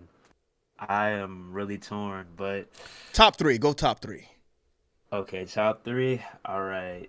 Definitely got to start off with SmackDown vs. Raw 2007. Next, got to go with SmackDown Here Comes the Pain. And number three, I would definitely have to give that to WWE 2K14. Oh, That game yeah. was amazing, man. So my top three, going backwards, we gotta. I gotta go. Number three is going to be WWE All Stars. I didn't expect it to be as good as it was, but Whoa. I had so much fun with that game. I gotta give it in You the threw me top off, three. Kenny. Hey, I love it. Whoa. Number two, SmackDown vs. Raw 2011. Number one, Here Comes the Pain. Great choice. Kiro. Mine is quite similar actually because my number three is All Stars as well. It There we was go. super fun, and yeah, like for years in none of the 2K games I was ever interested in online, but regardless of all the cheesing that existed even in All Stars, it was just so much fun. Just So playing much it by fun. yourself or yeah, like it was insanely fun. The most fun I had ever maybe playing online in a wrestling game. So just because of that, it's so freaking unique. Yeah. I wish they followed up on it, but I guess it didn't sell as much. But yeah, that's number three for sure. And then number two, I gotta go with 2K19 because many people That's a don't good one. like the simulation aspect of like the 2K that they tried to take the series to that direction. I enjoyed it. I don't know why, but I enjoyed it. And 2K19 was like the perfect game. Like they pretty much, rounded off everything before the downfall of 2K20. 2K20, yeah, 2020. English is difficult, but anyways, and You got it. Just just because of the sheer amount of hours I put into it, SmackDown Here Comes the Pain has to be number one always. It's just Ooh, it's undefeatable. I agree. Did you have SmackDown Here Comes the Pain as number one on Sanctioned TV? Or 14? It's kind of tough. Did you have- It's kind of tough. It's kind of tough. It's kind of tough to put SmackDown vs. Raw 07 and Here Comes the Pain above one another. But I mean, hey, Which one you can gonna go honestly with? do it that way. Hey, I guess I'll put Here Comes the Pain at number one. All right, so we got I three for guess. Here Comes the Pain. An honorable mention though. I mean, I know we said top three, but No, it's good. Give it. I gotta include honorable mentions. No Mercy, definitely. Mhm. Another game that's definitely underrated. I don't know if a lot of you played this, but WrestleMania XIX.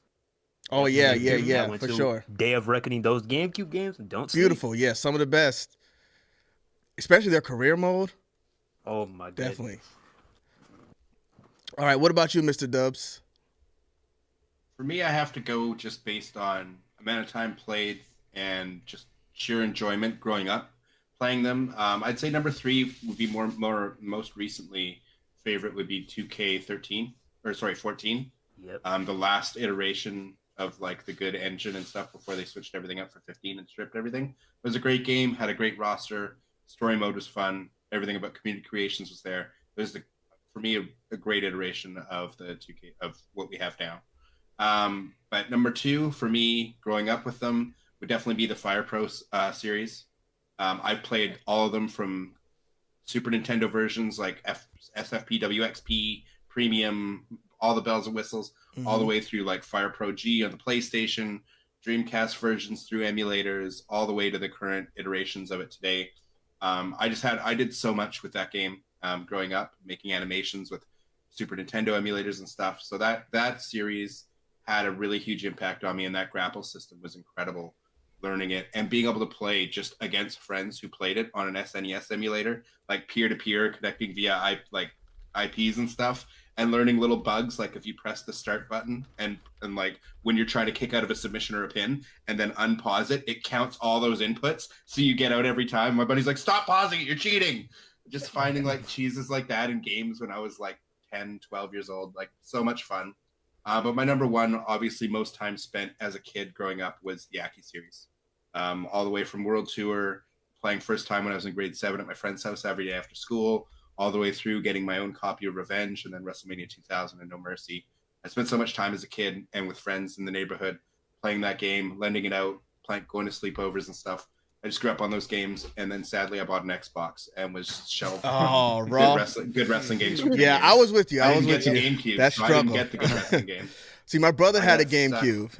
Yeah, but I had the Xbox, and I was with you. Raw 1, Raw 2, WrestleMania. What was it, 21? Man, we had it rough. 21. Yeah, Oh my god. We And had I it thought we were rough. getting that cool WrestleMania game that was on GameCube. No, we didn't get Nope. that. I thought that's what we were getting. I was like, sweet. Oh, no. Yeah. I literally rented a GameCube back when you used to go to Blockbusters and Rogers Videos. Mhm. I went to a Rogers Video, rented a GameCube just so I could play, like, I think the WrestleMania game. And, like, I was like, oh, this is so cool. There's a Van Daminator in a game forever, because I was a huge RVD mark at the time. I was like, we get a Van Daminator. Amazing. So I never really got to play Here Comes the Pain more than a handful of times at friends' houses and stuff. So I missed out on a lot of those games until way later on when it didn't have the same impact. So, yeah, definitely the Aki series, probably my number one. All right. And Ultimate Muscle. I don't know if you heard of that. Did you ever play Ultimate Muscle? Kaneko Man, Legend of Kaneko Man. Great wrestling game. Just in the line of All-Stars. Never got. Great game. It was But go ahead, Brian. the Def Jam series as well. Yeah, Def Jam Oh, too. yeah, definitely. All right, so my top 3, aside from one game, is gonna be different than all of y'all's because unfortunately, y'all just too old, man. Y'all just too old. But listen, we're gonna go on ahead and we're gonna go on ahead here. From my third one, I think I'm gonna go WWE 13. I didn't hear no one mention this one. I pretty much thought that game was pretty good. I put a lot of time into, especially into the online. Thought the online was awesome on that game. Then SmackDown vs. Raw 2011. That was my introduction into WWE games. That was my first wrestling game I've ever played. So I definitely feel like I got a good game to play from my first one. 2011 was really good. And then my ultimate favorite one that has everything I would want back in now in next gen is WWE 2K14.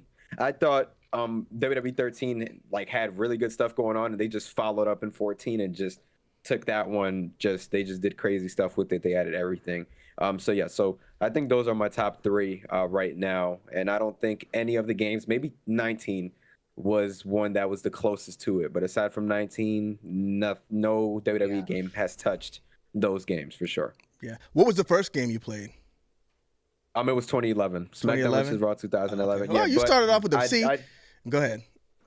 What you about You to say, started Kenny? off with some of the best games, so I mean. Yeah, no, I did. Yeah, so that caused me. I think I pretty much think we had a really, really good run. We had 11, 12. I love 12. Yeah. I put a lot of time into 12.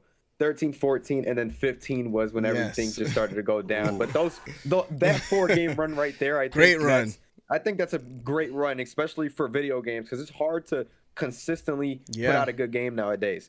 So I definitely did go back and played all the old games. I played 07, 08, 09. I had all of them, so I definitely had to go back and play those. See, you're calling those the old games. Those aren't even the old games. The old games are WWF Attitude, WWF Warzone. Those are the old games. I actually had a lot of fun on Here Comes the Pain while we were waiting for 23 to come out. I ended up getting a Steam Deck. And I ended up getting all the old games, and I emulated them on my Steam Deck. And Here Comes the Pain was actually one that I had a lot of fun with. And Allegedly. And then I remember, Kenny, you said jumping off Times Square. That was really fun. And Here Comes the Pain. And I still don't know why we don't have that in AEW. Something just a backstage area or something. But yes, would have been cool.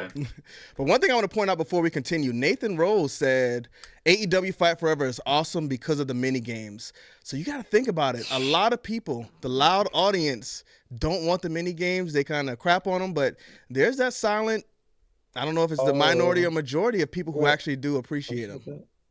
Wait, Kenny, hold on. Who said that? Nathan Rose 25. You gonna ban him? No, I'm not gonna I'm not gonna ban him, but I just want you to confirm that you're not trolling. Nah, Nathan Rose 25 in the comments. My daughter likes some of the mini games. But that's one thing that I pointed out in a video I made about the mini games. I'm like, maybe they can appeal a different audience. Yeah. You know, they're not for us, obviously. Yeah. I don't want mini games nowhere near my wrestling games. I agree. But I think it appeals a different audience. So Nathan, if that is what you know, if that's what you like. My Shout out to friend, then Nathan. Yeah, I'm glad you're having fun. He's speaking to him. Because you've been the only guy that's been open with that. He's so, speaking for that audience. yeah. We appreciate you, Nathan. Yeah, for sure. All right, Strizer. Top 3. All right. Well, number 3 would have to be WrestleMania 19, the Ooh. GameCube, mainly because of the He's got awesome the revenge physical mode. copies. Yeah. Yeah, I got my GameCube right here that I play Okay. quite a bit. That's the one. But that revenge mode was so fun. It was so different. It kind of felt like a wrestling RPG. It's like you could throw them off freaking what is that? The barge in the middle of the ocean. He's like killing them. Like what? Yeah. I played that mode so many times. I really hope they bring that back eventually, but I think it's too violent or whatever for that. But it had certain match types within that section, so I just want that back. It's so fun. Yeah. And then number 2, 2K14. Because I feel like this is the pinnacle of the THQ era. And they added so much stuff to this, and it had such a great roster. I mean, this is the first one they brought Ultimate Warrior back in. I'm a big fan of Ultimate Warrior. If you don't notice the custom belt over there somewhere. And then, of course, number 1, the one I played the most, and the one that inspired me to go try to do it for real, is Here Comes the Here Pain. comes the pain. This We got game another Here I comes the played pain. so much that how many times you could win the title in the story mode are all 99, which is max. I played the story mode that much. Yeah. Wow. I remember getting knocked out from the Undertaker Championship. all the time. Yeah, in but there. like to have this storyline to make you lose every season. It was like, But yeah, those are my top 3 of all time. And the first one I ever played, just a quick answer, was of course, and I brought the goods today. The original SmackDown on PS1. That's the first one you played? Paired. Sick. Oh, we're Okay. doing first play Interesting. too? Oh, man. It's been on the shelf for years, all intact and everything. Intact. I don't get Okay. rid of games. You never No. played games for like the Sega Genesis or the Nintendo, Super Nintendo? Not wrestling games, no. My I didn't really first- get into wrestling until the PS1 and N64 generations. Yeah, same here. WCW Mayhem for me. PS1. Oh. My first Wow. one was WWF WrestleMania for the Super Nintendo. Yes, kid. Yeah. WrestleMania on the Nintendo NES or WrestleFest on the arcade. I can't remember which came first in my timeline, but we had WrestleMania for the original Nintendo, and WrestleFest I'd always play when we went to the fair and stuff. What was your first one, kiddo? I don't remember it because I played it like when I was a child at a PlayStation cafe. There was like a bunch of PlayStation 2s. And I think it was the original SmackDown vs. Raw. I think. Okay. Oh, man. The one before 2006. The one where Vince had the blue and red eyes, yeah, I think. Vince on the cover, yeah. Great classic one, man. I remember creating Spider-Man in that game. Loved it. And then we have the main event. Assemble. Matt. What was your let's start. What was your first wrestling game? So freaking old. I hear all these things. I'm so damn old. I'm with you, man. I'm Hey, with you. children, I'm with you right strap here. in. Grandpa's here. I'm gonna tell you about my video games. Kenny, kind of like you, I played Brian. We had a thing called an arcade. Yeah. All right, Sonny boy. Piece of trash. You go and you get your quarter. You go and get your nickel candy. You slide into an arcade. You go in there and you play WWF WrestleMania, sir, on an arcade. It was giant.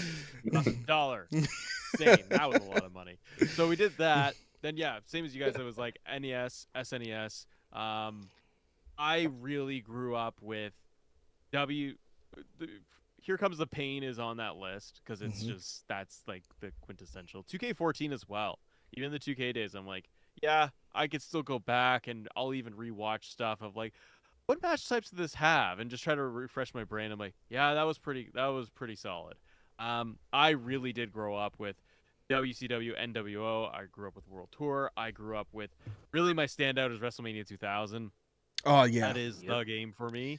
But I did grow up with WCW, NWO, Revenge, like World Tour. It was great. WWF Attitude was a huge one for me. Me too. I had Warzone and Attitude. Warzone came first. It's not good. Attitude came after. It's not good, but you have to understand what you had available, sir. Yeah. You had nothing. So when you went from Warzone and you are doing like full Mortal Kombat Combos for to the try and face. do a Yeah. stunner, Yep. it's atrocious. So when you could figure out how to do a stunner, it was on. Yep. It was impossible. But yeah, I grew up on Warzone, and then when Attitude came out, go and do yourself a little homework, Brian. and others, and the young cats, go out there. Attitude had gauntlet matches, Survivor Series, tag team gauntlets. It had one-on-one. It had a career. It had create a pay-per-view. So when you went from Warzone, which was so bare bones of just one-on-one tag and all that, I think cage match, it was the very, very basics. Attitude was insane with like 4v4. You had full gauntlet matches, the thing we want, which is they come in and they enter the match and you would beat them. Like it had so much. And then WrestleMania 2000, then here comes the pain. So those are mine. That's it. But even like you guys, like I would do the same thing. Dubs, like I would go, and I didn't grow up on Xbox, so it was the reverse. I grew up on Nintendo and PlayStation, and then I would get an Xbox. I would go to Blockbuster and rent one. I'd play Halo, and then I would try WWF Raw, and I would try that one out. So I was like, "What is this game?" There were some good stuff. There's some good ideas in there. And Raw, the first one. Putting on the clothes. Oh my god. Knocking clothes off from the belts and then putting them on. But then when they had the belts on, it was like they weren't even sitting on their shoulder. They were just like floating over their shoulder. It was bad, man. It was bad. I remember the Undertaker came out on the motorcycle though. Fred Durst was in there. WWF Raw. Yeah. But you just brought back some good memories. Raw too, Winter. With I think Fred Durst was in the first one. Was he? I believe so. I have to look it up. But you brought back some good memories. All the better stuff coming in the second one. Yeah, but I remember the first one. All I ever did was go and break those crates and put on as many articles of clothing as possible. But with Attitude and Warzone, did you have them on Nintendo or PlayStation, Matt? Nintendo? I actually I double dipped. I went and I had them on PlayStation, my PlayStation 1, and then I remember and I had N64 the whole time, but then I was like, games are so bloody expensive. So then I eventually was just like, I'm gonna get Attitude on N64 because I swear something was different with it. They might have had a different match type or something in there. But there were some differences, obviously, from the two games. There was actually a core difference. I can't remember. The PlayStation music on the PlayStation, you actually got the themes, whereas the cartridges couldn't put on the full themes. So the cartridge was like the worst version, but better load times. Right? Yeah. You didn't have the CD load time. But the PlayStation had promos in like the career mode too. Like the wrestlers would cut promos on PlayStation where they didn't do it on Nintendo.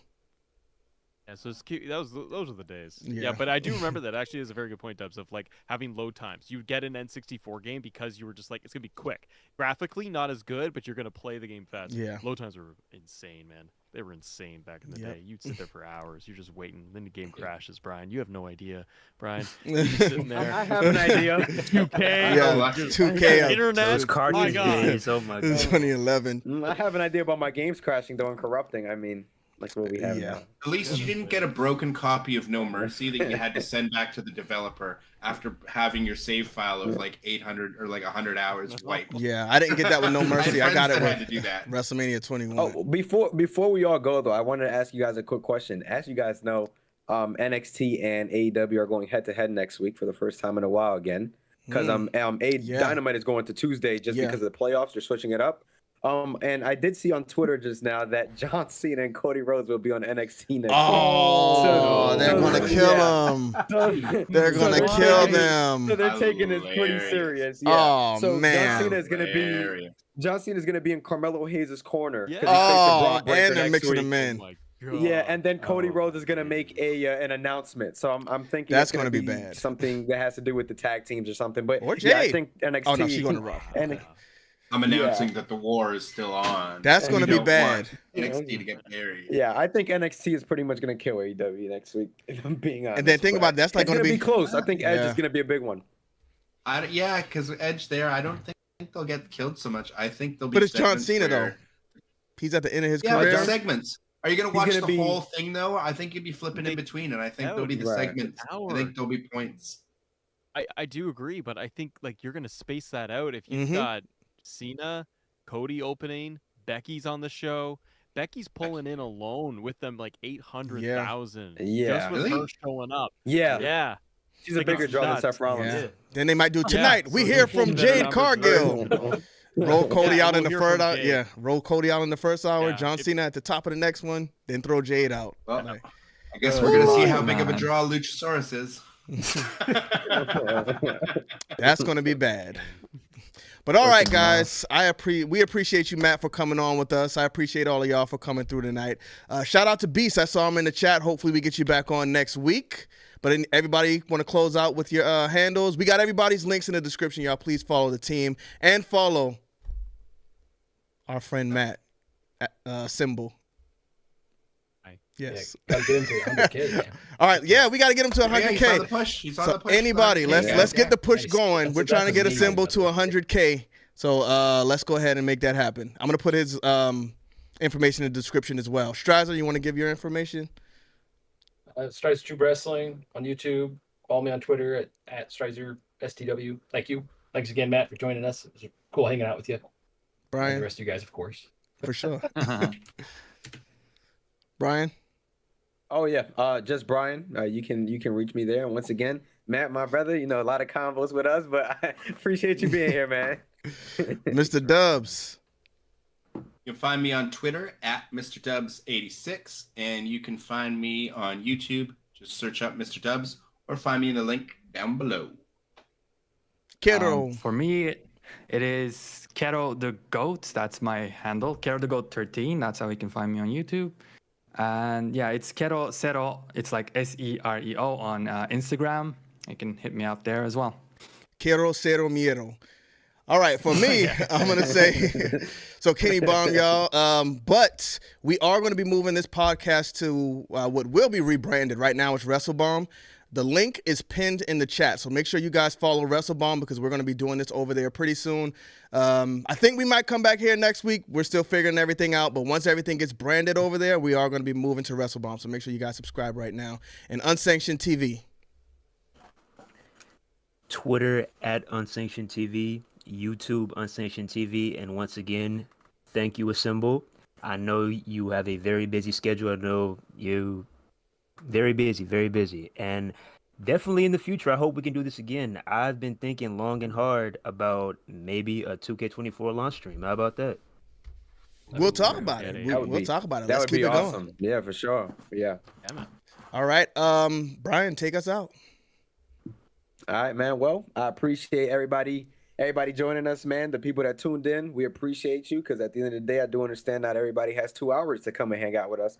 So whether you're watching this now or whether you're watching this later, we all appreciate the support as we're just trying to grow here. So once again, I appreciate you guys. Thank you. All right, thanks again, Matt, for coming through. WGC, let's get to that.